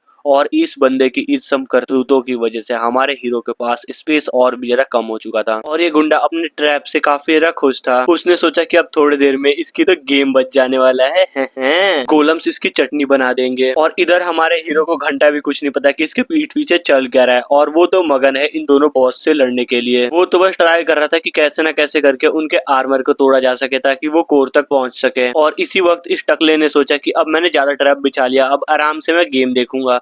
तभी हमें दिखाया जाता है हीरो को जो कि अपने तलवार को लिए हुए इस टकले के तरफ ही आया जा रहा था। और ये सब देख के इस टकले की तो हालत ही खराब हो गई, उसको बिलीव नहीं हो पा रहा था। तभी हमारा हीरो मुस्कुराया और पूछा कि तुम्हारे खिलौने खत्म हो गए क्या? अभी भी ये टकला सोच रहा था कि ये देख कैसे पा रहा है मेरे को। फिर हमारा हीरो उस टकले से बोलता है कि अब तो तुम नीचे आ ही जाओ, अब ज्यादा छिपने से क्या ही फायदा। तभी हमारा हीरो उसके ही खंजर को उठा के उसके तरफ शूट कर देता है और बोलता है क्या तुम्हें मुझसे प्यार हो गया है कि मेरा पीछा करते करते यहाँ तक आ गए? तभी लीडर उस खंजर से बहुत ज्यादा मुश्किल से बचता है और पूछता है कि तुमने मुझे ढूंढा कैसे? तभी हमारा हीरो मुस्कुराते हुए बताता है कि ये मेरी हंटिंग इंस्टिंक्ट है और ये बहुत ज्यादा आम सी टेक्निक है, क्या तुम्हें इसके बारे में नहीं पता? तभी टकला चिल्लाते हुए बोलता है कि झूठ मत बोलो, कोई लो लेवल की स्किल इतने बड़े थीप को पकड़ नहीं सकती। तभी हमारा हीरो बोलता है कि मान लिया अगर ये झूठ भी हुआ तो तुम वो मेरा उखाड़ क्या लोगे, यहाँ से भाग जाओगे तुम दबा के कुत्तों की तरह। हमारे हीरो को इतनी ज्यादा बेइज्जती करता हुआ सुनकर इस टकले का गुस्सा बिल्कुल 7वें आसमान पर आ गया और बोलता है कि तोरा माइक के नहीं छोड़ूंगा और तलवार लेकर उसके ऊपर अटैक करने चला जाता है। लेकिन हमारे हीरो को इससे घंटा भी फर्क नहीं पड़ता और वो उसके अटैक करने का इंतजार करता है और उसके अटैक को डिफेंड कर लेता है। और जैसे ही दोनों की तलवार टकराती है बहुत बड़ी चिंगारी निकलती है एंड इसी के साथ हमारा हीरो तो वहीं पे वहीं खड़ा रहता है,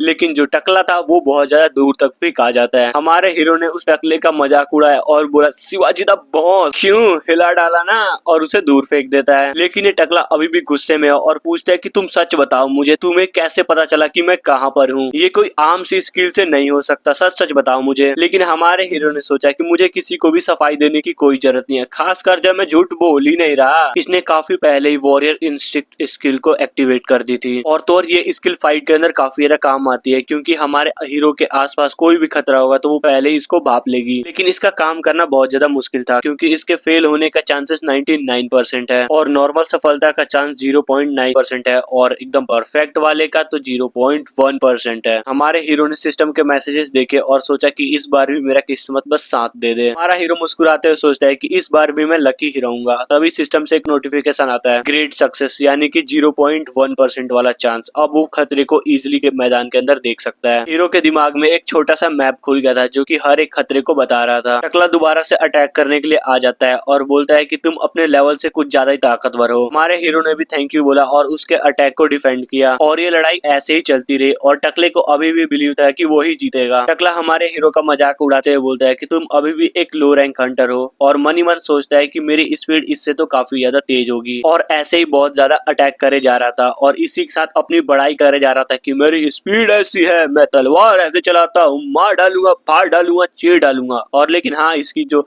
धमकियां थी वो खोखली नहीं थी, क्योंकि हमारे हीरो पर उसने अटैक करके उसके हाथ पर एक बड़ा सा जख्म दे दिया। तभी टकला बोलता है कि मुझे पता है कि तुम बहुत ज्यादा तैयारी के साथ आए हो, लेकिन उसका कोई भी फायदा नहीं होने वाला। लेकिन इतना बोलते के साथ ही हमारा हीरो को एक चांस मिलता है। वो पीछे जाता है और टकले के ऊपर एक अटैक करने वाला होता है, लेकिन जो टकला है उसकी इंस्टिंक्ट भी काफी ज्यादा तेज थी। उसने लास्ट मोमेंट में ही हमारे हीरो के अटैक को देख लिया और इसी के साथ जंप मार के पीछे चला गया और ताना मारता है कि तुम्हारी हालत उतनी ही खराब है जितनी पहले थी। लेकिन हमारा हीरो उसका कोई जवाब नहीं देता और अपने एक टेक्निक से उसके ऊपर अटैक करता है। लेकिन उस टकले को इससे कुछ भी फर्क नहीं पड़ता और वो बोलता है कि हाँ, तुम्हारा ये सबसे खतरनाक अटैक है ना, क्योंकि उसको पता था कि कैसे पलटवार करना है और उसने बटरफ्लाई डांस स्किल का यूज किया। टेक्निक ने हमारे हीरो को उलझा दिया, क्योंकि अब वो अपने स्किल यूज करके टकले का लोकेशन पता नहीं कर पा रहा और इधर उधर वो अपने स्वॉर्ड को घुमाता है और सोचता है कि फिर से चूक गया। और तभी टकले को दिखाया जाता है जो कि एक बड़ा सा जंप लेता है और हमारे हीरो के ऊपर अटैक करने के लिए आता है और इस बार भी हमारा हीरो उसके अटैक को डिफेंड करने में नाकामयाब रहता है और उसके पैर पे भी एक बड़ा सा कट लग जाता है। हमारा हीरो अब काफी ज्यादा घायल हो चुका था और उसके मुंह से निकलता है, हे भगवान, ये क्या हो रहा है मेरे साथ। लेकिन तभी जो गुंडा है वो तो अपने ही एक डेविल से स्माइल करता है और चिल्ला के बोलता है कि तुम्हारे जैसा स्लो हंटर मुझे कभी नहीं हरा पाएगा। और इंसानों से तंग होकर ये गोलम उनके ऊपर लेजर अटैक कर देता है। हमारे हीरो को इस अटैक से बचने में काफी ज्यादा मुश्किल हुई और जो टकला है वो तो खुश हो जाता है कि ओ माय गॉड, मैं तो जीत रहा हूँ, ये 20वीं मंजिल तो कुछ ज्यादा ही मजेदार है। और दूर जाके अपने तलवार को इधर उधर भाजने लगा और बोला कि 20वीं मंजिल के बॉस से अटैक से बचना तो काफी ज्यादा मेरे लिए आसान है, क्योंकि मुझे भी पता है कि ये गोलम एक पैटर्न में काम करता है और ये जानकारी तुमने भी खरीदी थी ना। हमारा हीरो कोई भी जवाब नहीं देता और चुपचाप से नेक्स्ट अटैक को डॉच करता है। इन दोनों की लड़ाई दो गोलमों के बीच में हो रही थी जो कि कभी भी हमला कर सकते हैं। तभी हमारे हीरो ने टांगों के अंदर कुछ ज्यादा ही तेज दर्द महसूस किया। क्या इसका लक यहाँ पे काम करना बंद कर रहा है? तभी उसने अपने नजर को नीचे किया तो पाया कि नुकीले कील्स रखे हुए हैं जो कि उसी के खून से सने पड़े हैं। टकला अपने इन चालों से काफी ज्यादा खुश था और बोलता है कि 20th मंजिल पर कोई भी दखल नहीं देने वाला। इसका मतलब मेरी जीत तभी तय हो गई थी जब मैंने इस ऑपरेशन की तैयारी की। चिल्लाते हुए उसने स्कॉर्पियन अटैक को चल दिया। हमारा हीरो अब हारे जा रहा था और उसने बहुत ज्यादा मुश्किल से उसके अटैक को डॉच किया और अटैक से हमारा हीरो बच नहीं पाता और डायरेक्ट जाके दीवार से लड़ता है। ये अटैक इतना ज्यादा पावरफुल था कि हमारे हीरो को ऐसा लग रहा था कि उसकी जान जा रही है और उसके हाथ से उसका तलवार भी नीचे गिर जाता है। कुछ सेकंड बाद ही उसकी आंखें दोबारा खुल जाती है और वो देखता है कि वो निहत्था खड़ा है और उसके ऊपर टकला वार करने वाला है और चिल्लाता है कि अब तुम्हारा मौत होने वाला है। और उसे यकीन था कि अब वो इस मैच को जीतने ही वाला है और अपने दोनों तलवारों को लेकर हमारे हीरो के ऊपर अटैक करने ही वाला था। और हमें लगता है कि हमारा हीरो अब बहुत ज्यादा डरा हुआ है,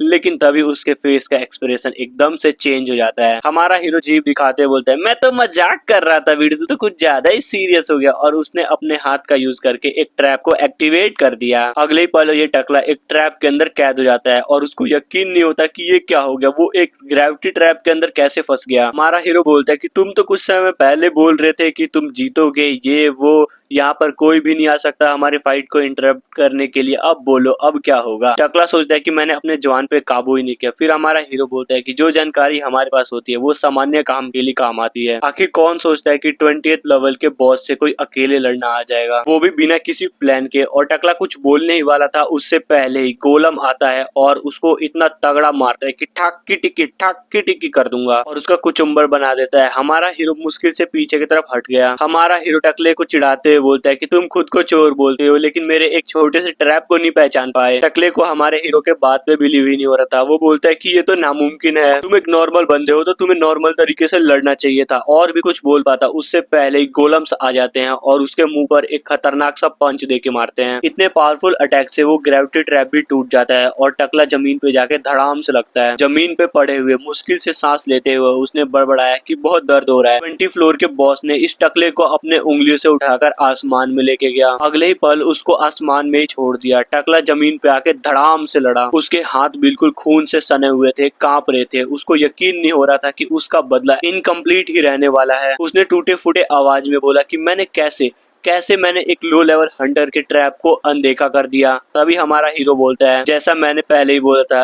वॉरियर इंस्टिंक्ट ने मेरी मदद की। टकला फर्श पे खून की उल्टी करता है और हमारा हीरो जीत के लिए बिल्कुल श्योर था। उसने टकले से बोला कि अपनी एनर्जी को बचाओ, अगर मैं इस बॉस को हराने के बाद जीवित रहा तो तुम्हें पुलिस के हवाले कर दूंगा। लेकिन टकला उतना भी कमजोर नहीं था जितना हमें लग रहा था। उसने सांस बटोरी और उठने की कोशिश की और धीरे से बोला कि मुझे धोखा मत दो। ऐसा लगा जैसे किसी इनविजिबल मैन से बात कर रहा हो, लेकिन हमारे हीरो के इंस्टिंक्ट की वजह से उसने इस आवाज को सुन लिया। तभी ये टकला जोर से बोलता है कि अगर ऐसा है तो मैं तुझे खुद नर्क लेके जाऊंगा। और इसी के साथ उसके पूरे बॉडी के ऊपर बहुत सारे बम लग जाते हैं और वो बोलता है कि तुम्हारे घटिया हथियारों से ताकतवर तो ये बम है। हमारा हीरो ये देखकर बिल्कुल शॉक हो जाता है और उससे पूछता है क्या तुम पूरी तरीके से पागल हो गए हो। सच में इस समय ये टकला किसी पागल से कम नहीं था। उसने सिस्टम खोला और यस के ऊपर क्लिक कर दिया। अगले ही पल एक बहुत बड़ा सा धमाका हुआ जिसने सब कुछ खत्म कर दिया। धमाके का असर और उड़ते हुए पत्थर हमारे हीरो तक भी पहुंच गए। अगले ही पल उसके नीचे की जमीन टूटने लगी, बहुत सारे दरारें आने लगी और वो उस गड्ढे के अंदर गिर गया। बच निकलने की उम्मीद बहुत कम लग रही थी। तभी वो नीचे जाके जमीन पे गिर गया। उसकी हालत बहुत ज्यादा ही खराब हो गई थी। चारों तरफ अंधेरा था और उसने उसी अंधेरे में कुछ देखने की कोशिश की। उसने देखा कि बहुत ऊंचाई पे थोड़ी सी लाइट की रोशनी है और सोचा कि अब उठने तक की पावर नहीं है मेरे अंदर। उसने थोड़ी देर तक ऐसे ही लेटे हुए आराम करने का डिसीजन लिया और थोड़ी देर बाद वो बैठा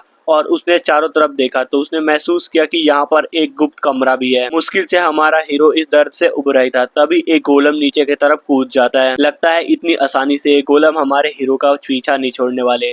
तभी हमारा हीरो बहुत मुश्किल से खड़ा होता है। हीरो ने सोचा कि अब मैं फंस चुका हूँ, किस्मत पे भरोसा करके।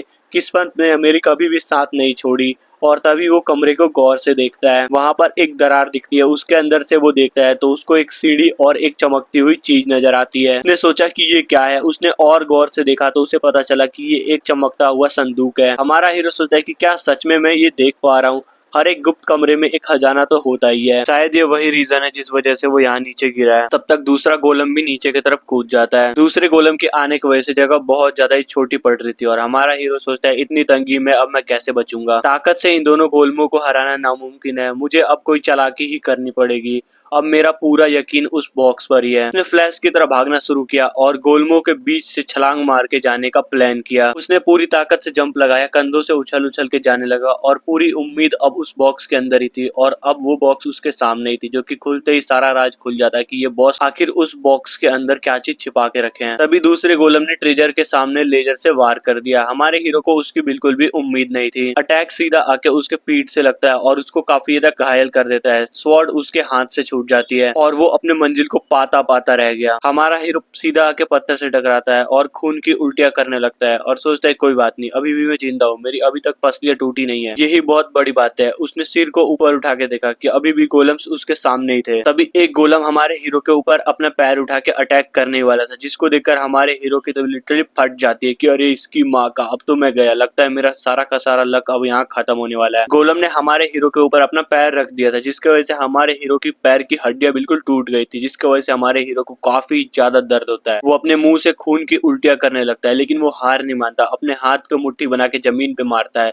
उसकी आंखें धुंधली हो रही थी, लेकिन फिर भी वो अपने आप को घिसेटता हुआ ट्रेजर के तरफ ले जाने का कोशिश करता है और उसकी तलवार भी ट्रेजर के पास ही गिरी पड़ी थी। वो अपने आप को घिसेटता हुआ ले जा रहा था, लेकिन तभी तभी गोलम दोबारा से अटैक करने के लिए आता है और हमारे हीरो के पैरों पे दोबारा से अटैक करता है, बिल्कुल कुचल के रख देता है। बहुत ज्यादा घिनौनी चीजें हो रही हैं, जिसकी वजह से हमारे हीरो की तो बिल्कुल रूह कांप जाती है। उसके मुंह से बहुत ज्यादा खून निकलने लगता है, वो बहुत ज्यादा चीखने चिल्लाने लगा। उसने याद किया कि वो पिछली जिंदगी में 70 सालों तक जिया था, इस बार ये सब कुछ कितना ज्यादा अलग है। लेकिन हमारा हीरो अभी भी हार नहीं मानता। वो अपने एक हाथ से आगे की तरफ जमीन पे घसीटता हुआ ट्रेजर की तरफ जाता रहता है। उसने सोचा कि यही आखिरी मौका है माँ को बचाने का और खुद को भी बचाने का। अपने असहनीय दर्द को छिपाते हुए, अपने आप को हिम्मत देते हुए फाइनली वो ट्रेजर तक पहुंच जाता है। उसने उस बॉक्स को खोल दिया। अचानक से उसके अंदर से बहुत ज्यादा ही रोशनी निकली। उसमें से एक निकलती है अंगूठी टाइप की चीज। इतनी ज्यादा प्रॉब्लम्स होने के बाद भी हमारे हीरो के फेस पे एक स्माइल आ जाती है, क्योंकि उसने उस चीज को हासिल कर लिया, भले ही इसकी हालत बहुत ज्यादा खराब क्यों नहीं होगी हो। फिर दिखाया जाता है उस कंगन को काफी ज्यादा चमक रहा था और ये गोलम हमारे हीरो के ऊपर अटैक करने ही वाला था। बस कुछ ही सेकंड बचा था। हमारा हीरो उसी वक्त उस कंगन को पकड़ लेता है और सोचता है कि फाइनली मैंने इसको ले लिया, इसका मतलब कि अब मैं इस गेम को जीत चुका हूँ। किस्मत अभी भी मेरे साथ है। ये ब्रेसलेट ऑफ चेंजेबिलिटी था, एक बहुत ज्यादा ही रेयर आइटम जो कि पहनने वाले को किसी भी स्थान तक टेलीपोर्ट कर सकती है। इस चीज को पढ़ने के बाद हमारे हीरो को यकीन हो गया था कि ये चीज उसकी जान बचा सकती है। तभी ये गोलम हमारे हीरो के काफी ज्यादा करीब आ चुका था। उसका पैर हमारे हीरो को कुचलने वाला ही था, लेकिन तभी हमारा हीरो उस कंगन को ट्राई करता है एक्टिवेट करने का। लेकिन इसका एक्टिवेट होने का चांस बहुत ज्यादा कम था, क्योंकि हमारे हीरो का क्लास डिफरेंट है। लेकिन जैसे जैसे सेकंड्स बीतते जाते हैं हमारे हीरो का चांस बढ़ता ही जाता है और जैसे ही गोलम उसको कुचलने वाला था उसी सेकंड उसका लक काम करता है और वो वहां से टेलीपोर्ट हो जाता है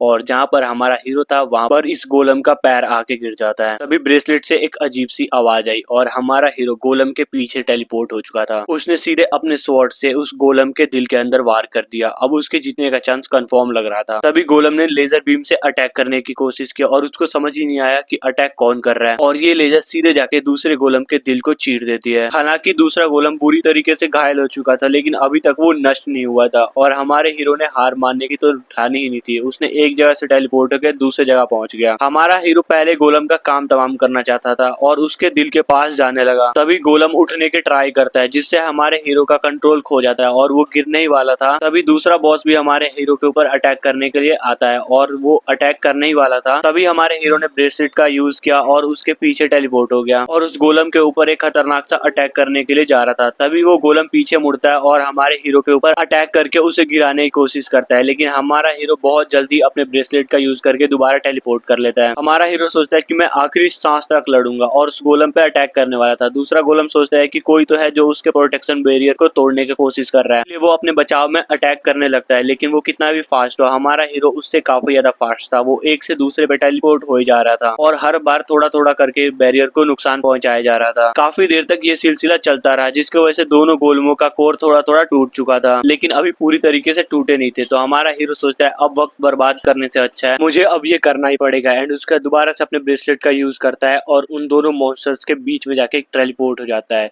जिसके वजह से वो दोनों मॉन्स्टर अपने अपने पंजे लेकर आते हैं हमारे हीरो को मारने के लिए। लेकिन उसी सेकंड हमारा हीरो दोबारा से टेलीपोर्ट करके गायब हो जाता है, जिसके वजह से वो दोनों मॉन्स्टर अपने आप को ही दबा कर लेते और एक दूसरे के कोर पर ही अटैक कर देते हैं, जिसकी वजह से एक बहुत बड़ी धमाके की आवाज आती है। लेकिन देखने में पता चलता है कि अभी भी इन दोनों का कोर नहीं टूटा है, जिसको देखने के बाद हमारा हीरो दोबारा से अपनी स्किल का यूज करता है और इस बार बीस्टिंग स्किल का यूज करके उसके कोर पर अटैक करता है, जिसके वजह से वो कोर पूरी तरीके से टूट जाता है। फिर वो दूसरे गोलम की तरफ चला गया और अपने स्वॉर्ड स्किल का यूज किया स्टॉर्म ऑफ स्ट्राइक। ये अटैक इतना ज्यादा सटीक और पावरफुल था कि दूसरे गोलम का कोर भी टूट गया। दोनों मॉन्स्टर मारे जा चुके थे और हमारे हीरो की एनर्जी भी खत्म हो चुकी थी, जिसके वजह से वो हवा में ही गिरने लगता है और वो सोचता है कि मैं अपने स्किल का यूज करूं ताकि मैं कहीं आराम से जाके लैंड करूं। लेकिन उस ब्रेसलेट की लिमिट अब कंप्लीट हो चुकी थी, जिसके वजह से वो जमीन में सीधा जाके धड़ाम से गिरता है। हमारे हीरो ने 20th फ्लोर के दो गोलम को एक साथ मार के हरा दिया है और इसी के साथ उसके सामने दो एलेक्सर दिखते हैं, लेजेंडरी एलेक्सर। लेकिन हमारे हीरो की हालत भी बहुत ज्यादा खराब हो गई थी, उसकी अब आंखें धुंधली हो रही थी। तभी उसने एक एलेक्सर को पकड़ा और उसका ढक्कन खोल के सीधा पी गया। एक घूंट में पूरा का पूरा पी गया। जैसे लास्ट बूंद भी खत्म हो वैसे ही मैजिक स्टार्ट हो गया। हमारे हीरो के चारों तरफ ग्रीन कलर की एनर्जी आने लगती है, जिसके वजह से एक रियल मैजिक स्टार्ट होता है। उसकी पूरे के पूरे टांग ठीक होने लगते हैं मैजिकली तरीके से, उसके बॉडी के छोटे से छोटे खरोच तक ठीक हो जाते हैं, यहाँ तक कि फटे चिटे कपड़े भी बिल्कुल अच्छे तरीके से नए दिखने लगते हैं। फाइनली ये अब खत्म हो चुका था, ऐसा लग रहा था कि ये अब दोबारा फाइट के लिए तैयार है। अब सब कुछ ठीक हो रहा था, वो बिल्कुल जिंदा है। अब वो अपनी माँ के लिए एलेक्सर ले सकता है। हमारे हीरो को 3 टाइटल भी मिले, सर्वाइवर जो डिफेंस +10 देता है, स्लेयर्स ऑफ 2 जाइंट जो स्टेटस 20 से बढ़ाता है, और आर्बिटर ऑफ लॉ जिससे डिक्टेटर 20+ मिलती है। थोड़ी देर बाद हमारे हीरो ने अपनी इन्वेंटरी चेक की और उसे बहुत ज्यादा खुशी हुआ कि उसका योजना सफल हुआ और उसके पास फाइनली एलेक्सर आ चुका है। अब बस यहाँ से निकलने की ही देर है। कुछ सेकंड में ही वापस से हॉल के अंदर पहुंच गया। वहाँ पर उसे टकले की इनविजिबल करने वाली क्लॉथ मिली जिसे उसने उठा लिया एंड उस क्लॉथ को लेकर ही वहाँ से निकलने लगा। गेट खोला और अपने घर की तरफ चला गया। डंजन से बाहर निकलते ही वो डायरेक्ट गिल्ड गया और सब कुछ वहाँ पर बता दिया। और डेस्क पर खड़ी रिसेप्शनिस्ट ये सब कुछ सुनकर और देखकर बिल्कुल डर गई और अपने मैनेजर को बुलाने चली गई। उम्मीद के हिसाब से इस घटना ने काफी ज्यादा हलचल मचा दी और इस मैनेजर ने हमारे हीरो से छोटा सा इंटरव्यू के लिए बोला, लेकिन हमारे हीरो के भी कुछ अलग ही प्लान थे, इसलिए उसने उस ऑफर को ठुकरा दिया और बोला कि हम इंटरव्यू बाद में भी ले सकते हैं, मुझे अभी कुछ जरूरी काम है। गिल्ड से बाहर निकलते ही वो दौड़ पड़ा। रास्ते में हर कोई उसे ही देख रहा था। आखिर खबरें जो फैल चुकी थी, वो लड़का जिसने 20वीं मंजिल के दो बॉस को एक साथ हरा दिया हो, वो बंदा जो उनके सामने से जा रहा था। और हमारे हीरो को इन सभी चीजों से कोई फर्क नहीं पड़ता, उसको बस अपनी फैमिली से मतलब है। हमारे हीरो ने उस प्रीसियस मेडिसिन को पा लिया है जो उसकी मदर की हेल्थ को ठीक कर सकती है। कुछ समय बाद हमें हॉस्पिटल का सीन दिखाया जाता है जहाँ पर डॉक्टर सभी चीजों का जांच कर रहा था। हमारा हीरो और उसकी छोटी बहन रिपोर्ट के आने का बहुत ज्यादा बेताबी से इंतजार कर रही थी। तभी डॉक्टर मुस्कुराते हुए बोलता है, बधाई हो मिस यूकी, आप पूरी तरीके से स्वस्थ हैं। इसे सुनकर कमरे में खुशी की लहर दौड़ गई। डॉक्टर भी हैरान था कि इस दवाई का असर कितना ज्यादा असरदार है। नोआमी ने मम्मी को गले से लगा लिया। मम्मा ने हमारे हीरो का हाथ थाम लिया और नम आंखों से बोला कि बेटा जो तुमने मेरे लिए किया है उसकी कोई कीमत नहीं है। हमारे हीरो ने आंसुओं को मुश्किल से रोकते हुए कहा, माँ आखिरकार ये आपके ही परवरिश का नतीजा है। आखिरकार हमारे हीरो ने इस बात को बोल ही दिया और इस बात को सुनकर ये छोटी बहन भी इमोशनल हो जाती है। तभी उसने नाक सिकोड़ते हुए बोला कि ये सब तुम घर पे भी कह सकते थे, डॉक्टर के सामने तमाशा क्यों करना। हमारे हीरो ने शर्मा के सर को खुजाया और शायद बहन सही कह रही थी। नौमी ने अपने आंखों को पोंछते हुए सोचा कि हमारे हीरो ने इतने सालों में अपने नाक से आगे देखना नहीं सीखा। तभी दुनिया एकदम से फ्रीज हो गई, पूरा ब्लैक एंड व्हाइट सा हो गया। खिड़की से उनके परिवार को कोई देख रहा था। उसी समय खिड़की खुली और एक बंदे का पैर कमरे के अंदर आया। उस अनजान बंदे ने सोचा कि कितनी दुख की बात है कि मुझे इतने सच्चे और अच्छे लोगों को मारना पड़ेगा। सुनहरे बालों वाला बंदा चमचमाते हुए कपड़ों के साथ घर के अंदर एंट्री लिया। उसने निराशा के साथ कहा कि भले ही ये काम अस्पताल के अंदर हो रहा हो पर सच्चाई नहीं बदलती। उसके शब्द जैसे हवा में गूंज उठे। डॉक्टर भी कहते हैं कि हमने पूरी कोशिश की लेकिन कोशिश हमेशा पूरी कामयाब नहीं होती। उसके बाद मौत के कारण कोई भी परिवार ज्यादा छानबीन नहीं करेगा, कागजों पर बस ये हार्ट अटैक होगा। तभी सुनहरे बालों वाला बंदा अपनी मुट्ठी बनाकर नोआमी के ऊपर अटैक करने ही वाला था। तभी हमारे हीरो ने उसके वार को रोक लिया। सुनहरे बालों वाला बंदा ये सब कुछ देखकर चौंक गया कि इसने मेरा अटैक कैसे रोक लिया। तभी हमारा हीरो चिल्लाते हुए बोलता है, क्या कर रहा है बे। लेकिन सुनहरे बालों वाले बंदों ने इसका जवाब नहीं दिया क्योंकि वो किसी और बात से ही हैरान था, ये लड़का आखिरकार चल कैसे रहा है। तभी हमारे हीरो को कुछ याद आया, कहीं ये वही आदमी तो नहीं, हमारे हीरो ने इसे पहले कहीं देखा था। यही तो था हीरो जिसे दुनिया का रक्षक कहा जाता है। सभी एडवेंचरस लिस्ट में बिल्कुल टॉप पर। इसकी कहानियां सभी को सुनाई जाती है। हमारे हीरो की आंखें अब धोखा नहीं खा रही थी, सचमुच ये वही था। ये आदमी था ओमाया कुशिमारी-दो। उसने एक अजीब सा बैच दिखा के उसने साबित कर दिया कि ये वाकई हीरो है। तो गाइस आज की इस वीडियो को स्टार्ट करने से पहले मेरी एक छोटी सी रिक्वेस्ट है कि आप इस वीडियो को लाइक और हाइप करके थोड़ा सा सपोर्ट दें ताकि हमारी वीडियो को थोड़ा हाइप मिल सके और व्यूज अच्छे आए। हमारा हीरो इसको देखकर और भी ज्यादा कंफ्यूज हो गया कि आखिरकार एक हीरो ऐसा क्यों कर रहा है। उमाया ने उसकी बात काट दी। अब सवाल पूछने की बारी उसकी थी, यूकिटो नथिंगनेस में कैसे हिल पा रहा है। आखिर ये शक्ति बस उनको मिलती है जो मौत को चख चुके हो। इसका मतलब साफ था, यानी कि यूकिटो भी रिबॉर्न हो चुका है। अगर ये सुनहरे बालों वाला बंदा इतना पक्का है यानी कि वो भी रिबॉर्न हो चुका होगा। ये वाकई बात सच था क्योंकि ये दोनों ही जानते थे कि वो दोनों किस बारे में बात कर रहे हैं। माया ने हमारे हीरो को सच्चाई बतानी चाहिए। उसने बताया कि दुनिया के अंत के खतरों को मिटाने के लिए आया है। यूकिटो ने गुस्से से पूछा कि मेरी बहन का इससे क्या लेना देना। उमाया ने उसे बताया कि नोमी एक्चुअल में एक फैक्टर है, नकारात्मक प्रभाव जो कि इन फ्यूचर अपने हस्बैंड पे डालने वाली है, इसलिए उसे खत्म करना जरूरी है। तो हमारा मेन कैरेक्टर पूछता है क्या मतलब फ्यूचर में। वो बंदा हमारे लिए इन फ्यूचर काफी ज्यादा इंपॉर्टेंट है और इनकी शादी टूटना ही बहुत बड़ी तबाही का कारण बनेगा। येलो बालों वालों को उम्मीद थी कि हमारा हीरो इसकी बात को समझेगा और उसको साथ देगा, लेकिन हमारा हीरो उल्टा और भी ज्यादा भड़क जाता है और चिल्लाते हुए बोलता है कि ये टाइमलाइन पिछले जैसी नहीं है, मैंने अपनी माँ को ठीक कर दिया है, इसलिए नोमी को अस्पताल का बिल भरने के लिए नाइट क्लब में काम नहीं करना पड़ेगा और ना ही उसकी मुलाकात फ्यूचर वाले हस्बैंड से होगी, इसलिए नोमी को मारने की कोई जरूरत नहीं है। लेकिन येलो बालों वाला बंदा अभी भी पीछे हटने के लिए तैयार नहीं था। वो थ्योरी से ज्यादा रियलिटी में विश्वास करता है। यूकिटो ने चेतावनी दी कि वो अपनी बहन को छूने नहीं देगा। ओयामा खुद भी दुखी था, वो किसी को मारना नहीं चाहता। आखिर वो बस इंसानों की मदद करना चाहता था एक बलिदान के बदले। क्या ये गलत है? यूकिटो पीछे हटने वालों में से नहीं था, वो अपनी बहन की रक्षा करेगा। येलो ने एक गहरी सांसें ली और बोला कि तो क्यों ना हम एक लड़ाई कर लें जिससे तेरी ताकत साबित हो सके। हमारे हीरो को समझ नहीं आया आखिर ये ऐसा क्यों करना चाहता है। येलो को मालूम था ये लड़का कोई साधारण लड़का नहीं है। हमारे मेन कैरेक्टर को इसका एटीट्यूड पसंद नहीं आया। येलो ने बोला कि हाँ मुझे पता है कि मैं एक न्यू अवेकन बंदे से कुछ ज्यादा ही रूड बिहेव कर रहा हूँ। और सच यही था कि वो यूकिटो से काफी ज्यादा लेवल में आ गया है। अभी स्क्रीन पर उसकी स्टैट्स दिखी और उसको देखकर यूकिटो बिल्कुल शॉक रह गया कि ये बंदा आखिरकार इतनी सारी पावर लाया कहाँ से है। वो धीरे धीरे उसकी तरफ बढ़ा और कहने को अब कुछ बाकी था ही नहीं, सच बिल्कुल सामने था। अगर तुझ में ताकत नहीं तो तू किसी को बचा ही नहीं सकता, ना ये दुनिया और ना ही अपनों को। यही सच्चाई हर एक रिबॉर्न ने झेली है। अब फैसला करने का वक्त था, या उमाया उसकी बहन को अभी मार दे या फिर यूकिटो उसकी चुनौती मान ले। और यूकिटो सोच में पड़ गया, क्या चेंज एबिलिटी ब्रेसलेट से वो यहाँ से भाग जाए, लेकिन फिर भी वो हमेशा डर में ही रहेगा, हर समय अपनी बहन को बचाने की चिंता में रहेगा। नहीं, मुझे यहीं पे लड़ना होगा इससे, इसकी चुनौती एक्सेप्ट करनी पड़ेगी। उसने गहरी सांस ली और कहा कि ठीक है मैं तैयार हूँ। येलो बालों वाला मुस्कुराया और बोला कि मुझे मालूम था तुम सही चुनाव करोगे, घबराओ मत, मैं तुम्हें जान से नहीं मारने वाला, बस तुम्हें 10 मिनट तक मेरे वार से बचना है। अगर बच गए तो जीत तुम्हारी होगी। तो यूकिटो सोचने लगा क्या ये गेम यहीं से शुरू होगी। तो येलो बालों वाला बोलता है कि नहीं, इस बेरंग हॉस्पिटल को तोड़ना नहीं चाहता, इसलिए कहीं और चलते हैं। एंड उसके बाद खिड़की से कूद जाता है और गिरते हुए यूकिटो को इशारा किया। हमारे हीरो ने भी चारों ओर देखा और सोच लिया कि अब कोई रास्ता नहीं बचा, बहन मैं तुम्हें जरूर बचाऊंगा, मन ही मन सोचता है और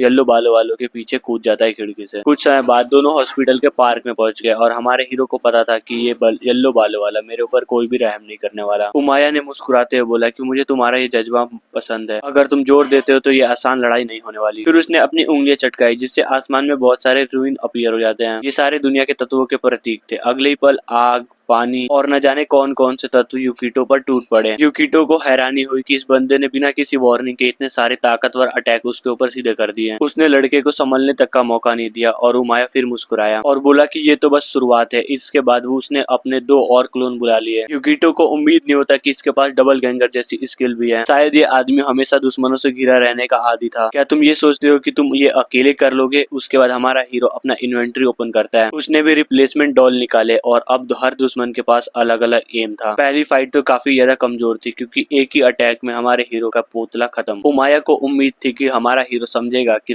बस रक्षा करने से कोई भी जीत नहीं मिलती। यूकिटो इस बात को समझ गया और इसके बाद अगेन अपनी वही पुरानी टेक्निक का यूज करता है, यानी एक लकड़ी जिसके ऊपर काफी सारे फ्लावर्स हैं जिससे वो खतरनाक से स्किल को अपीयर करा सकता है। फिर उसने सबसे खतरनाक अटैक तैयार की। हमारे हीरो को बस थोड़ा सा टाइम निकालना था और उसने अपने अटैक को हीरो के तरफ तान दिया। आसमान से जलता हुआ मीटरॉइड आके टकरा गया। धमाका इतना खतरनाक था कि भरोसा नहीं हो रहा था और हमारे हीरो का बस एम है कि थोड़ी देर और रोक सके उसको। तभी हमारे हीरो ने येलो की आवाज सुनी जो कि हालात को समझ चुका था। ये लड़के का रिबर्थ गिफ्ट है, उमाया ने बोला। अगर मेरा गिफ्ट नथिंगनेस है तो तुम्हारा पक्का लक होगा। येलो ने डबल गैंगर को बलि चढ़ाकर अपने आप को बचा लिया था। तुम मुझे पूरी तरीके से देख सकते हो। तो हमारा हीरो बोलता है कि नहीं, मैं ऐसा नहीं कह सकता। तो ये येलो वाला मुस्कुराते हुए बोलता है, मैंने बस तुम्हारी पिछली कामयाबियों से तुम्हारा नतीजा निकाला। हमारे हीरो को ये सब सुनकर सरप्राइज नहीं हुआ, पर लक के भरोसे इतनी उपलब्धियां, किस्मत भी उतनी ही जरूरी है जितनी ताकत और बुद्धिमत्ता। लेकिन सिर्फ लक पर निर्भर रहना ये एक मूर्खता है। माया ने और भी मैजिक रियून्स बुलाए। वो हमारे हीरो को दिखाना चाहता था कि लापरवाही से काम करना कितना ज्यादा खराब हो सकता है। अचानक पानी, आग, धरती और हरे रंग की एलिमेंटल्स अपीयर हो गई। हमारे हीरो ने हामी भरी और बोला कि हाँ, सिर्फ लक पर भरोसा काफी नहीं। पर तभी उसने उमाया का स्टेटस देखा जिसमें लक काफी कम था। लेकिन अब सोचने का वक्त नहीं था। थोड़ा डर भी लग रहा था कि बिना संकोच वो ये सब कुछ कर रहा था, लेकिन वो ये सब कुछ करेगा अपनी फैमिली के लिए, क्योंकि उन्होंने भी इसे कभी छोड़ा नहीं। येलो बालों वालों ने हमारे हीरो की तरफ अटैक करते हुए बोला, क्या तुम तैयार हो? एंड उसी के साथ काफी सारे लाइट हमारे हीरो के ऊपर टूट पड़े। आग का एलिमेंटल हमारे हीरो के ऊपर अटैक करने के लिए तैयार था और पानी वाला भी। थी, लेकिन हमारे हीरो के पास भी प्लान था। उसने अपनी बुरी किस्मत को ही आजमाने का ट्रस्ट सोचा और इसी के साथ अपनी इन्वेंट्री ओपन किया और टेलीपोर्टेशन ब्रेसलेट पहन लिया। रिस्ट बैंड एक्टिवेटेड, कनेक्शन सफल रहा। भले ही उसके पास ज्यादा इंटेलिजेंस या कुछ खास क्लास ना हो, लेकिन लक हमेशा उसके साथ थी। हमारा हीरो पल में ही गायब हो गया और काफी ज्यादा दूर शहर के बीचों बीच नथिंगनेस में हमारा हीरो अपीयर हुआ, ठीक उसी जगह जहाँ पर उसे होना चाहिए था। लेकिन उसी समय वहाँ पर उमाया भी आ जाता है, जिसको देखकर हमारा हीरो भी शॉक हो जाता है और वो उमाया बोलता है कि ओ तुम्हारे पास टेलीपोर्टेशन ब्रेसलेट भी है। लेकिन कोई बात नहीं, मेरे पास भी उड़ने की एबिलिटी है। हमारे हीरो ने कार से नीचे आते हुए माफी मांगी और बोला कि मैं यहाँ से लड़ाई कंटिन्यू करना चाहता हूँ। आखिर तुमने मुझे चैलेंज किया है तो मैं भी तुम्हें आजमाना चाहता हूँ। एक हीरो मासूमों को नुकसान नहीं पहुंचाना चाहेगा, है ना? येलो ने बोला कि हाँ, दिलचस्प ख्याल है। मैं भीड़ में तबाही नहीं मचाऊंगा और इसी के साथ सारे एलिमेंटल वापस चले गए और तलवार भी किसी काम की नहीं। लेकिन उमाया रुकेगा नहीं, वो किसी भी हाल में यूकिटो को हरा कर रखेगा। फिर हमारा हीरो भी अपने तलवार को अंदर रख लेता है। उसने ढाल ली और बोला कि अब यही बस काफी रहेगा। उसने सोचा और ढाल लेकर तैयार हो गया। ये मंजर देखकर येलो को पुरानी लड़ाइयाँ याद आ गई। ये सोचते हुए उसने गोल्डन कलर के स्वॉर्ड अटैक कर दिया जो कि हमारे हीरो को फॉलो कर रही थी। हमारे हीरो ने अपनी रफ्तार दिखाई और एक गली के अंदर छिपने की कोशिश की, लेकिन भाला फिर भी उसका पीछा नहीं छोड़ रही थी और हमारे हीरो ने सही मौके पर उस भाले की दिशा मोड़ दिया, जो कि सीधा जाके एक गैस पाइप के अंदर घुस जाता है। उमाया फिर अपने किस्से सुनाने में खो गया, किस तरह उसने मानव रूपी राक्षसों से लड़ाई की या फिर गली के गुंडों को सबक सिखाया। और आज भी ऐसे लोग बढ़ते जा रहे हैं और इधर हमारे हीरो ने इस मौके का फायदा उठाया। उसने बातों में हीरो को फंसाने की सोची, फिर गहरी सांस ली और उससे बातें करता रहा और उसने भी अपने बीती जिंदगी के बारे में बताना शुरू किया, कैसे उसने अपना ज्यादातर वक्त डंजन्स में ही बिताया था, इसलिए शहर बस उसके लिए खाना जुटाने की जगह बन गई थी। इसी वजह से उसको अपनी पिछली लाइफ के बारे में भी ज्यादा यादें नहीं थी। उमाया को ऐसी बातें सुनकर दुख हुआ। आखिर वो पूरे मन से चाहता था कि कोई मिले जिसने उसी की तरह सब कुछ झेला हो, लेकिन यूकिटो की तो कोई इच्छा ही नहीं थी पुरानी जिंदगी की बोझ उठाने का। उसकी पुरानी जिंदगी कीड़े जैसी थी जो बेरहम धरती पर रेंगने की कोशिश कर रहा हो। तुम्हें शुक्रगुजार होना चाहिए कि तुम्हें एक नई जिंदगी जीने का मौका मिला। इसी के साथ उमाया ने एक काफी जबरदस्त लात देकर मारा, जिससे हमारा हीरो काफी पीछे जाके फेंका जाता है, लेकिन फिर भी खड़ा होते हुए बोलता है कि मैं वही हूँ जिसे तंग जगह ही खुशी देती है। येलो बालों वाला बंदा गुस्से में कांप उठा और बोला, क्या मैं सच में एक डरपोक से बात कर रहा हूँ? हमारे हीरो ने जमीन से एक स्केट उठाई, उसके ऊपर राइड करते हुए भागना शुरू कर दिया, भले ही कोई भी बंदा कुछ भी सोचे। येलो बालों वाले ने सोचा कि हीरो दोबारा से भागने की कोशिश कर रहा है। अब ये बात उसको बहुत ज्यादा तंग कर रही है। आखिर उसने बोला था कि वो अपनी काबिलियत साबित करेगा, लेकिन ये तो कायरो की तरफ भागे जा रहा है, ये किसी को भी नहीं बचा सकता। लेकिन तभी हमारे हीरो के रास्ते में एक अड़चन आ गई। उसने फुर्ती से स्केट को छोड़ा और एक साइड की गली में चला गया। माया ने पंच बनाते हुए बोला कि अगर तू बस इतना ही कर सकता है तो ये लड़ाई यहीं पर खत्म। वो अपनी सबसे ताकतवर फिस्ट मारने से बस एक कदम दूर था। हमारे हीरो ने जल्दी से अपनी नजरें इधर उधर घुमाई और उसे एक खंबा दिखता है। अगर ये बंदा यही सोचता है तो ये है सही मौका एक अच्छा कदम उठाने का। वो तेजी से उस खंबे की तरफ गया और एक लात देकर मारा। उमाया कुछ समझ नहीं पाया और खंबा टूटने लगा और नीचे की तरफ गिरने लगा। हमारे हीरो ने मुस्कुराते हुए बोला, वक्त है असली खेल का। और येलो बाले वाले को कुछ समझ नहीं आ रहा था। उसकी आंखों में पहली बार उलझन और डर एक साथ नजर आया। उसने देखा कि एक कार पीछे की तरफ से सीधे उसी की तरफ आ रही थी। उमाया ने हमारे हीरो की रणनीति भांप ली थी। हमारे हीरो ने उसको फंसाने की पूरी रणनीति चल रखी है। हमारे हीरो ने इस मंजर को देखते हुए ताली बजाई और बोला कि सब कुछ मैंने पहले से सोच रखा था। हीरो को निर्दोष लोगों की हिफाजत करनी थी और उसने वही किया। खंभों को हाथों से पकड़कर उसने नीचे टकाते हुए बोला, ये तो साफ था लेकिन उसने मान लिया। तुमने मुझे चौंका दिया लड़के। यूकिटो मुस्कुराया और बोला कि अगर सच में साफ था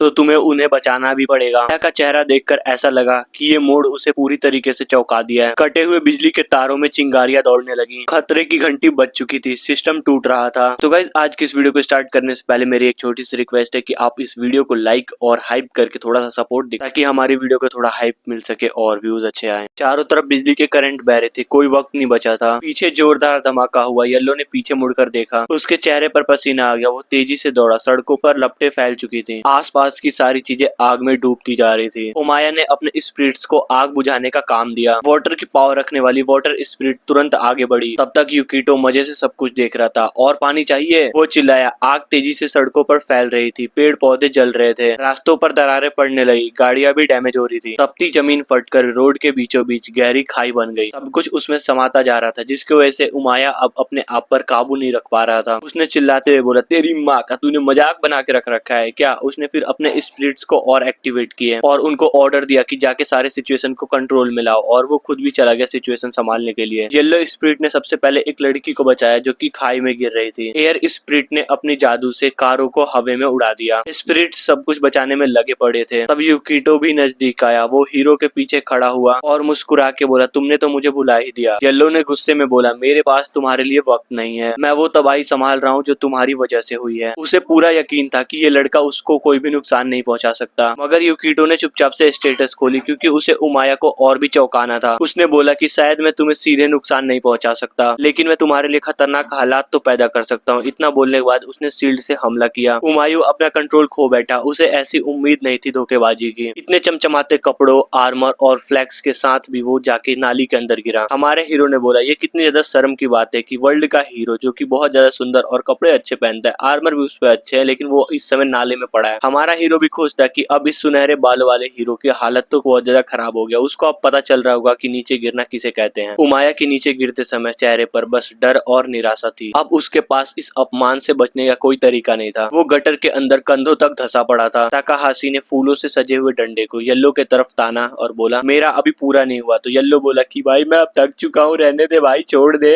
फिर उसने दोनों हाथ उठाए और बोला कि मैं हार मानता हूँ। उसने ताकाहाशी को जीता हुआ मान लिया। थोड़ी देर बाद सारी आग को बुझा दिया गया और सभी घायलों को बचा लिया गया और फिर ये दोनों एक ट्रक के ऊपर बैठ गए और येलो की बॉडी से गटर का पानी निकल रहा था और बहुत ज्यादा बदबू आ रही थी। फिर उसने बोला हमारे हीरो से, मेरे घटिया स्वभाव की वजह से मैं अक्सर ऐसी सिचुएशन में पहुंचता हूँ। मुझे पता था कि हमारे मुकाबले में ऐसा कुछ हो सकता है, लेकिन इतनी ज्यादा शर्मनाक हार की उम्मीद नहीं थी। फिर उसने स्वीकार किया कि ये सबसे ज्यादा हार्ड सिचुएशन थी उसके लिए अभी तक की। अब उमाया अपने ही मुंह से खुद की बढ़ाई नहीं कर रहा था। वो इम्प्रेस था हमारे हीरो की चतुराई की वजह से। उसने हीरो को उस पुराने हादसे की याद दिलाई जिसने उसके मन में दुखी यादें भर दी थी। येलो की यादों में एक खौफनाक मंजर उभरा जिसमें एक ऊंची बिल्डिंग पर एक बहुत बड़ा धमाका होता है। अगली चीज जो उसे याद आई वो जमीन पे पड़ा हुआ फूलों का गुलदस्ता और खाना था। खुद यूको घुटने फोल्ड कर बैठा था, आंखें बंद थी और वो अपनी वाइफ को याद कर रहा था। ये सारी घटनाएं उसको बहुत ज्यादा दुख दे रही थी, लेकिन उन्हीं यादों ने ये लड़ाई जीतने में इसकी हेल्प की। फिर यादों से बाहर आते हुए उसने बोला, अब बताओ, मैंने तुम्हें साबित कर दिया ना जो कि फ्यूचर में होने वाले प्रॉब्लम्स को रोक सकता हूँ। ताकाहाशी ने येलो से पूछा। येलो ने ताली बजाई और मुस्कुराते हुए ट्रक से कूदा और बोला कि मैं तुम्हें उसके साथ कुछ वक्त बिताने दूंगा। यूको को येलो की ये बात पसंद नहीं आई। येलो ने स्ट्रेच करते हुए बोला कि अब बुलावे का वर्ल्ड खत्म होने वाला है, फिर मुझे हमारे इस फाइट के सारे चीजों का रिस्पॉन्सिबिलिटी लेनी पड़ेगी। येलो का इशारा उस गड्ढे के तरफ था जो रोड के बीचों बीच बन गया था। उमाया ने हाथ हिलाते हुए बोला कि मुझे अब अस्पताल पहुंचना होगा। मैं चाहता हूँ कि तुम इस कर्ज का सामना करो। हमारे हीरो को तो कुछ समझ ही नहीं आया कि ये येलो कहना क्या चाहता है। हीरो के चेहरे के हाव भाव देखकर येलो खुद भी चौंक गया। तुम्हें सच में नहीं पता कि इस कर्ज की वजह से उस हॉस्पिटल में वो सिचुएशन पैदा हुई? उमाया ने पूछा और यूको ने जवाब दिया, ये मैं पहली बार सुन रहा हूँ। इस जवाब पर येलो ने एक अजीब सी जवाब दी। उसे लगा यूको मजाक कर रहा है और उमाया बोला, ये मजाक अच्छा नहीं है। लेकिन हमारा हीरो हाथ फोल्ड करते हुए खड़ा हो गया। उसे सच में कुछ समझ नहीं आ रहा था, तो वो बोलता है कि तुम्हें सच में इस डिजास्टर के बारे में कुछ पता नहीं? उमाया ने कंफ्यूज होते हुए बोला कि ये लड़का कैसे उन आग और टूटी सड़कों के बारे में भूल सकता है। हमारा हीरो बोलता है, देखो मैंने अपनी पूरी जिंदगी डंजन्स में ही बिताई, 10 साल तक बस स्लाइम मारता रहा। उमाया को अब समझ आ चुका था कि हमारा हीरो सब कुछ याद नहीं रखता। हमारे हीरो ने हाथ फैलाया और बोला कि यही सच्चाई है, और लड़के को कुछ समझ नहीं आ रहा था इस सिचुएशन से कैसे बाहर निकला जाए। ये बात सुनकर येलो बिल्कुल शॉक हो गया। उसकी नजरें नीचे चली गई और वो अपनी जूतों को ही देखता रहा। फिर येलो ने बोला कि अब सब कुछ समझाने का वक्त नहीं रहा। आसमान की तरफ देखते हुए बोला कि अब बुलावे का वक्त आ रहा है, और बोला कि अस्पताल के तय खाने में मोड़ के वहाँ पर पहुँच जाओ। जब पहुँचोगे तो सब समझ जाओगे। उमाया ने कहा। हमारा हीरो चौंका और बोला कि मैं क्यों करूँ ये, तुम्हारी बातें क्यों मानूं? येलो ने बोला कि मैं भी अपनी तरफ से सच जानने की कोशिश करूंगा, मगर हो सकता है कि मैं ये कर ना पाऊं। और वो ताकाहाशी से दूर चला गया और कंधों पर हाथ फेरते हुए बोला कि अगर कुछ नहीं किया गया तो बहुत सारे लोग मर सकते हैं। येलो के मुंह से ऐसे शब्द सुनकर हमारा हीरो उलझन में पड़ गया। वो कुछ और पूछना चाहता था, लेकिन येलो एक खतरनाक सी उड़ान भरकर हवा में चला गया। मुझे समझ नहीं आ रहा कि यहाँ चल क्या रहा है, लेकिन सबसे अच्छा यही होगा कि मैं वापस से अस्पताल में चला जाऊं। हीरो ने सोचा और उसने अपनी चेंज एबिलिटी ब्रेसलेट को छुआ ताकि माँ और बहन के पास जल्दी पहुंचा जा सके। हमारा हीरो सही टाइम पर पहुंच गया, क्योंकि अगले ही पल वॉइड गायब होना शुरू हो गया। जब जादू का असर खत्म हुआ तो सारे लोग सामान्य तरफ से चलने लगे। किसी को भी अंदाजा नहीं था कि कुछ समय पहले यहाँ पर सड़कों पर सबसे खतरनाक लोग फाइट कर रहे थे। हीरो राइट टाइम पर अस्पताल में पहुंच गया था, इसलिए किसी को भी ऐसा नहीं लगा कि हमारा हीरो कुछ समय के लिए गायब था। डॉक्टर ने उसकी माँ को नियमित जांच की सलाह दी। यूकी अपनी कुर्सी से उठी और डॉक्टर को भरोसा दिलाया कि वो इस सलाह पर अमल करेगी, और बहुत ज्यादा खुश थी इतने अच्छे न्यूज सुनकर। देखकर हमारा हीरो मुस्कुराया और उसने सोचा कि ये अच्छी बात है कि मैंने उस एलेक्जर को माँ को लाकर दे दिया। हीरो ने तिरछी नजर से पूरे कमरे को जांच किया। एडवेंचरर की चेतावनी याद आई, मेरे पास समझाने का वक्त नहीं है, मुझे भी नहीं पता कि क्या हो सकता है। ये चेतावनी सुनकर हीरो ने तय किया कि उसे येलो की बात की सच्चाई परखनी होगी। वो ऑफिस से बाहर निकला, कुछ कदम चलकर दरवाजों तक पहुंचा और उसका हैंडल पकड़ा।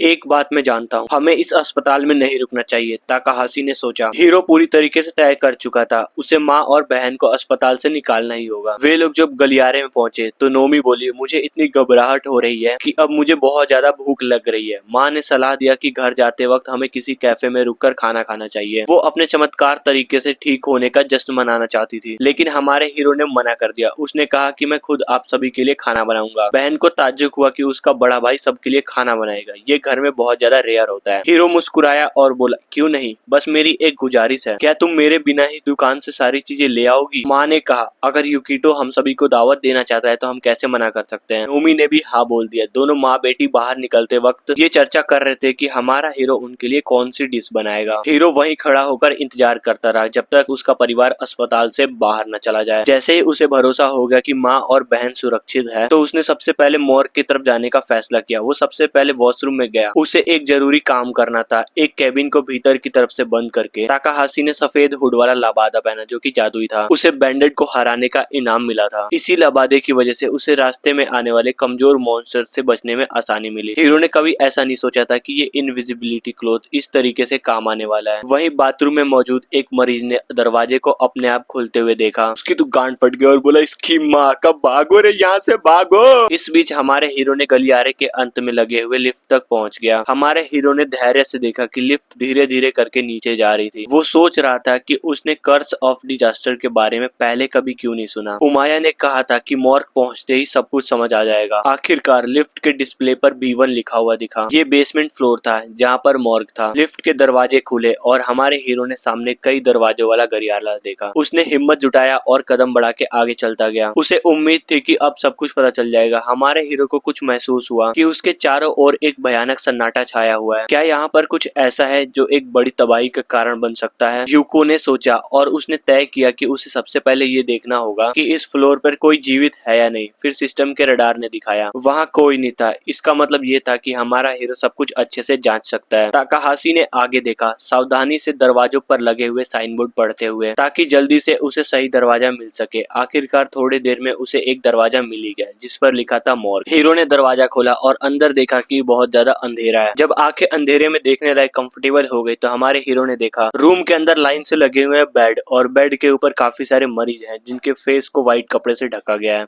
और सोच रहा होता है कि कुछ दिनों बाद ऐसा हो सकता है कि मैं भी यहीं पे मिलूं। ये ख्याल हमारे हीरो के मन के अंदर आया और हमारा हीरो सभी मृतकों के बीच में से चलता हुआ गया जैसे किसी आंसर का इंतजार कर रहा हो। और कमरे के एंड में जाकर पीछे मुड़कर देखा। हीरो ने अपने हुड को नीचे उतारा और काफी देर और इंतजार करने का फैसला किया, लेकिन यहाँ पर कुछ नहीं मिला। शायद उयामा ने मजाक किया था। हीरो ने सिस्टम विंडो एक्टिवेट किया। अचानक हमारे हीरो की आंखें फटी की फटी रह गईं। मैसेज लाल था जो कि सिर्फ खतरे का संकेत हो सकता है। तभी हीरो ने अजीब सी आवाजें सुनी और बेड के पास से अजीब सी लाल रोशनी चमकने लगी। अचानक से एक मुर्दे शरीर ने हलचल की और उसके फेस से चादर गिर गई। वो औरत जैसे अजीब से मजोड़ में हो और सारे के सारे मृतक उठने लगे। ये नजारा किसी कमजोर दिल वालों के लिए नहीं है और दर्जनों ज़ॉम्बीज उठकर हमारे हीरो की तरफ जाने लगे। उनकी गुर्राहट अब इंसानी हदों से बाहर थी। ताकाहाशी अब येलो से पूरी तरीके से सहमत था। क्लू उसे इसी मॉर्ग में मिला था। हमारे हीरो ने तलवार सामने तान ली। अब वो इस खतरे का डटकर सामना करने के लिए तैयार था। जैसे जैसे ज़ॉम्बीज और पास आ रहे थे वैसे वैसे ही सड़े हुए मांस की बदबू और फैल रही थी और असहनीय हो रही थी। और आमतौर पर सबसे शक्तिशाली सीकर्स ही अनडेड से लड़ने जाते थे। यूको सोचने लगा कि ये कोई साधारण ज़ॉम्बी वायरस नहीं लग रहा। सबसे पहले एक लंबे बालों वाली ज़ॉम्बी औरत ने हमला किया। यूको को याद आया कि ये एक श्राप का असर है। उसके बाद एक ही बार में उस लड़की का गर्दन काट दिया। अगर किसी एडवेंचरर को मृत्यु से पहले श्राप लगा हो और उसे समय पर दफनाया ना जाए तो वो ज़ॉम्बी बन जाता है। हीरो का अगला वार एक ज़ॉम्बी को सिर से पेट तक चीर गया। जैसे उसने दूसरे ज़ॉम्बी को खत्म किया, तीसरे ने साइड से अटैक किया। हीरो ने तेजी से रिएक्ट किया और एक जबरदस्त किक से उसे दूर फेंक दिया। ताकाहाशी समझ गया कि ये श्राप पास की लाशों में भी फैल सकता है। उसे याद आया कि पिछली जिंदगी में मृत आत्माओं को होली वाटर से शांत किया जाता था, लेकिन इस जन्म में अभी तक ये तरीका किसी को भी नहीं आया। सही बात तो ये है कि ये श्राप जिंदा लोगों में नहीं आता, शर्त यही है कि तुम्हें बस उस ज़ॉम्बी ने काटा ना हो। हमारे हीरो ने सोचा और अगले मॉन्स्टर पर उसने एक बेड उठा के फेंका। यूकिटो को बहुत ज्यादा सावधानी रखनी थी, वरना वो भी शिकार बन सकता था इस श्राप का। वो मेथोडिकली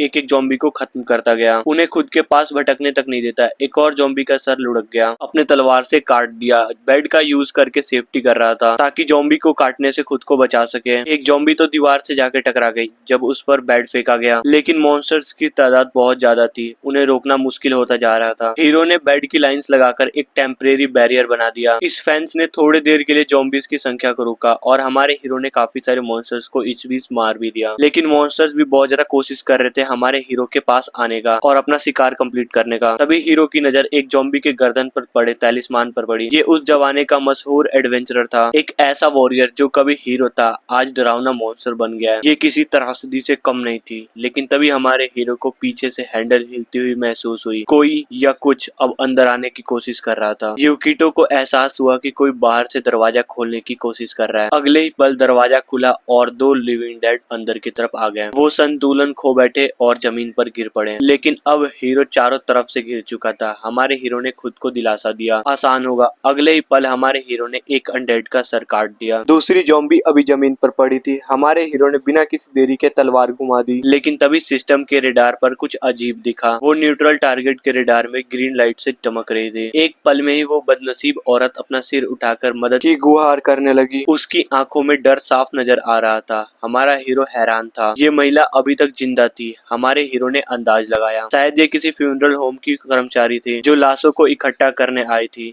ज़ॉम्बीज को इंसान दोबारा नहीं बनाया जा सकता, लेकिन काटे जाने के तुरंत बाद बचाया जाए तो उम्मीद हो सकती है। हीरो के मन में ख्याल आया और वो महिला के सामने झुका, लेकिन उसके पास जरूरी टूल नहीं थे और ऊपर से बेड की बैरिकेड ज्यादा देर टिक नहीं पाएगी। हीरो को अब डिसीजन लेने में काफी ज्यादा दिक्कत हो रही थी। ऐसे हालात में उसे मरने देना ही सबसे ज्यादा इम्पोर्टेंट परफेक्ट चीज होगा, लेकिन हीरो एफिशिएंसी से चलने वाला हीरो नहीं बनना चाहता था। अब ब्रेसलेट ऑफ चेंज इस्तेमाल करने का समय आ गया था। उसने मैजिकल आर्टिफैक्ट इस्तेमाल करना शुरू किया। सिस्टम ने उसकी पुष्टि की, महिला को ठीक करने के लिए एल्केमिक टूल्स की जरूरत थी। उसे बस पोषण पीने वाले की ब्लड ड्रॉप चाहिए थी। यूको को वो एलेक्सर की रेसिपी याद थी जो ज़ॉम्बी बाइट को ठीक कर सकती थी। हीरो झुका और तलवार से महिला की उंगली हल्के से काटी। रक्त की उस बूंद को हमारे हीरो ने एक खास फ्लास्क के अंदर इकट्ठा किया जिसमें एंटीडोट तैयार किया जाना था। अब सारे इंग्रेडिएंट जमा हो चुके थे, बस अब पोषण बनाना बाकी था। यूको जमीन पर धीरे से बैठ गया और धीरे धीरे सभी कंपोनेंट्स मिलाने लगा। जब आखिरी सामग्री डाली गई तो टास्क लगभग पूरा हो गया, लेकिन युवक बहुत घबराया हुआ था। क्या उसने सब कुछ सही किया? सिस्टम ने सीक्रेट प्लेजर ऑफ प्यूरिफिकेशन का प्रोसेस शुरू किया। फिर वार्निंग आई, उसका एल्केमी लेवल कम था। उसका सक्सेस चांस बस 25% था।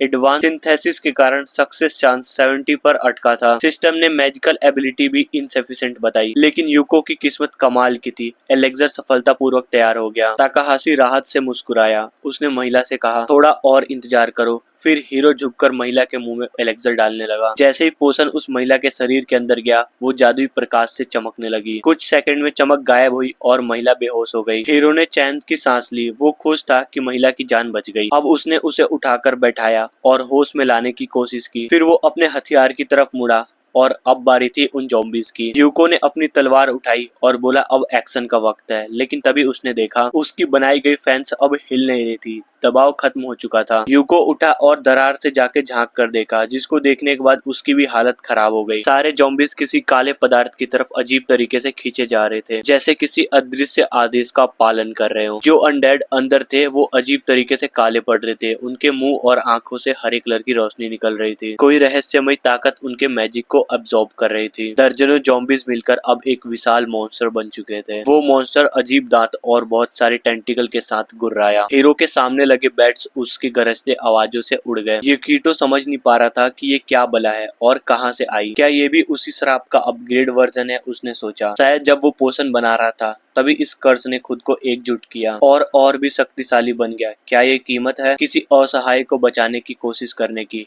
हीरो ने तलवार को कस के पकड़ी। अब ये लड़ाई बस जिंदा रहने की नहीं, रिडेम्पशन की हुई थी। उसे अब कोई ऐसी चीज चाहिए थी जो सारे ज़ॉम्बीज को बस एक ही झटके में खत्म कर सके, लेकिन इतनी ताकतवर भी ना हो कि पूरा हॉस्पिटल एक झटके में तबाह हो जाए। बैड लकली हमारे हीरो के पास ऐसा कोई भी चीज नहीं था। जैसे ही हमारे हीरो ने हालात की जांच की, उसकी आंखों में अचानक उम्मीद की एक किरण आई। हीरो ने पीछे नजर घुमाई और कमरे के कोने में एक एल्केमिकल बोल रखा था। तभी क्रीचर ने अपने टेंटिकल फिर से उसकी तरफ बढ़ाई। ताकाहाशी ने तलवार से उन टेंटिकल्स को एक ही बार में काट डाला। अब उसके दिमाग में एक योजना जन्म ले रही थी। हमारे हीरो ने तय किया, एल्केमिकल किट उसकी लड़ाई में अब मदद कर सकता था। वो सिर्फ दवाइयां बनाने के लिए ही नहीं था। हमारा हीरो उसके पास दौड़ कर गया और मुश्किल से एक मेटल बेड के पीछे छुप पाया, लेकिन अभी भी बहुत ज्यादा खतरा था। लेकिन हमारे हीरो ने हार नहीं मानी। अगर तुम्हारे पास कुछ नहीं है तो तुम उसे बना लो, हमारे हीरो के मन में ख्याल आया। संकट में दिमाग पूरी रफ्तार से काम करता है। उसकी नजर एक टेबल लेग पर गई। उसने तलवार से पाइप का एक हिस्सा काट डाला। सिस्टम ने अपडेट किया, 4 लेग ले लिया गया बेड से। तभी एक विशाल टेंटिकल ने उसके ढाल को तोड़ डाला। यूको मुस्कुराया और बोला, कितना जिद्दी है तू। सिस्टम ने स्टील प्लेट को उठाया और सिस्टम ने इसको भी दर्ज कर लिया। सिस्टम का यूज किया और उसने शील्ड को एक्टिवेट कर दिया। थोड़ा धीरे चलो और थोड़ा बेवकूफ भी बनो, हीरो ने कहा। हीरो ने ढाल को अपने सामने रख लिया। तभी 3 टेंटिकल उसके पास पहुंचे। शील्ड हल्का और मजबूत था, इसलिए अच्छे से काम आया। अब हीरो को एल्केमी किट में अब रेसिपी की किताब चाहिए थी। ढाल से टेंटिकल्स को रोकते हुए यूको ने अब पन्ने पलटना शुरू किया। तभी उसकी नजर ब्लैक पाउडर के रेसिपी पर पड़ी। पोटेशियम नाइट्रेट, सल्फर और चारकोल चाहिए थे। ताकाहाशी थोड़ा निराश हुआ। मॉग में ये सब चीजें कहाँ मिलेगी? मगर वो ब्रेसलेट से किसी दुकान में टेलीपोर्ट हो सकता था। लेकिन जब उसने ब्रेसलेट की तरफ देखा तो उसने पाया कि एनर्जी पूरी तरीके से खत्म हो चुकी है। पूरे दिन उसका इस्तेमाल किया था। तभी भागते हुए हमारे हीरो को ख्याल आया, ये चीजें मैं खुद भी बना सकता हूँ। तभी उसकी नजर कोने में पड़ी लकड़ी पर गई। चारकोल के लिए बिल्कुल परफेक्ट। उसने सीधे वुड उठाकर मैजिक कोल्ड्रॉन के अंदर डाल दिया। सिस्टम ने चेतावनी दी, alchemy can not help create this ingredient, success chance 25%। लेकिन हमारे हीरो के किस्मत ने साथ दिया। चारकोल तैयार हो गया। अब बस सल्फर और नाइट्रेट बचा है, हीरो ने सोचा और लड़ाई जारी रखते हुए भी अपने दिमाग को चलाता रहा। उसने मॉन्स्टर पर काफी अटैक किए, जिससे वो काफी देर तक उलझा रहा। अब उसने इंटरनेट का यूज किया। उसने चैट जीपीटी से पूछा, इन दोनों के लिए क्या विकल्प हो सकता है? जवाब आया, ये दोनों नॉर्मली माचिस के अंदर मिल सकता है। तभी हमारे हीरो की नजर एक बर्तन पर गई जिसमें एक अगरबत्ती जल रही थी। तो उसने सोचा इसको जलाया तो होगा ही। यूको ने उस महिला की तरफ देखा जिसको उसने बचाया था। वो अब भी बेहोश थी। हमारे हीरो ने झुककर उसका पर्स उठाया। एक उम्मीद थी कि अंदर कोई काम की चीज मिले। उसने बैग की सारी चीजें जमीन पर पलट दी। ताकाहाशी की नजर सीधा माचिस पर गई। उसने उठाया और उसे एल्केमिक कोल्ड्रॉन के अंदर डाल दिया ताकि जरूरी कंपोनेंट निकाले जा सके। सिस्टम को अभी भी शक था कि सफलता मिलेगी या फिर नहीं, लेकिन हमारे हीरो की किस्मत फिर चमकी। सल्फर और पोटेशियम नाइट्रेट दोनों मिल गए। अब ब्लैक पाउडर बनाने का टाइम था। प्रोसेस तेजी से और सफलता पूर्वक पूरी हो गया। सफलता फिर यूको के साथ थी, लेकिन कहानी अभी भी खत्म नहीं हुई। अब एक बुलेट तैयार करनी थी। हाई क्वालिटी बुलेट अब तैयार हो गई। हीरो अब इस गेम को खत्म करने की तैयारी में था। तभी हमारे हीरो की नजर उस महिला के बैग पर गई। उसे याद आया कि वहाँ पर और कोई काम की चीज थी। वो तेजी से बैग के पास गया, बैग खोला और नोटबुक निकाला। उसने पन्ने पलटे और कुछ लिखने लगा। शायद ये अब आखिरी तैयारी थी इस भयानक लड़ाई के लिए। जब वो लिख चुका तब हमारे हीरो ने कागज पर बने इस चित्र को गौर से देखा। उसकी चेहरे की मुस्कान बता रही थी कि उसे अपने योजना पर पूरा भरोसा था। तभी हीरो थोड़ा सा भी डिस्ट्रैक्ट हुआ। तभी मॉन्स्टर फिर से ठीक हो चुका था और झपट पड़ा। ज़ॉम्बी बुरी तरीके से गुर्रा है, जैसे मानो कि उसका शिकार अब खत्म होने वाला हो। वो सीधे हीरो की तरफ बढ़ा। हमारा हीरो हल्की मुस्कान के साथ सोचा, ज़ॉम्बीज के खिलाफ सबसे खतरनाक हथियार क्या होता है? हीरो ने कागज का टुकड़ा फाड़कर कॉल्ड्रन के अंदर डाल दिया। उसने पिस्तौल का एक ब्लूप्रिंट बनाया था जो कि ब्लैक पाउडर चलाने के लिए काफी था। सिस्टम में उसने व्हील चेयर का एक ब्लैक का इस्तेमाल किया। एल्केमिकल कॉल्ड्रन में नई रेसिपी बनना शुरू हुआ। हमेशा की तरह सिस्टम ने चेतावनी दी, lack of material skill, poor quality possible. लेकिन फिर हमारे हीरो की किस्मत काम आई। High quality self firing show of shotgun तैयार हो गया। हीरो लाशों का अपमान नहीं करना चाहता था। वो और वक्त बर्बाद नहीं कर सकता था। उसने होममेड गन के अंदर ब्लैक पाउडर अप्लाई किया। अब मेन लड़ाई स्टार्ट हो चुकी थी। हमारे हीरो ने अपने गन का रुख उस मॉन्स्टर के सर के ऊपर तान दिया। आज मैं तुम्हें दोबारा खत्म करूंगा, उसने मन ही मन कहा। हीरो मॉन्स्टर का और करीब आने का इंतजार करने लगा। बस एक ही मौका था। सिस्टम की चेतावनी तेजी से आई, heroes class does not require chance of explosion 30%। मगर यूको को अपनी किस्मत पर भरोसा था। गोली चल गई। ब्लैक पाउडर बुलेट सीधा ज़ॉम्बीज की तरफ चले गए। खतरा और करीब आ रहा था, मगर राक्षस को समझ नहीं आया कि ये छोटा सा सुनहरा हथियार उसको कैसे खत्म कर सकता है। एक गोली टेंटिकल से टकराई जिसने सर को ढक लिया था। आज किस वीडियो को यहीं पे एंड करते हैं। मुझे पता है तुम्हें सीरीज काफी ज्यादा पसंद आ रही है और तुम चाहते हो सीरीज को आगे कंटिन्यू करो, तो कमेंट में नेक्स्ट पार्ट लिखना मत भूलना। और इस चैनल पे डेली 1 तो वीडियोस आ रही है, तो इस चैनल को सब्सक्राइब कर लो। बाय।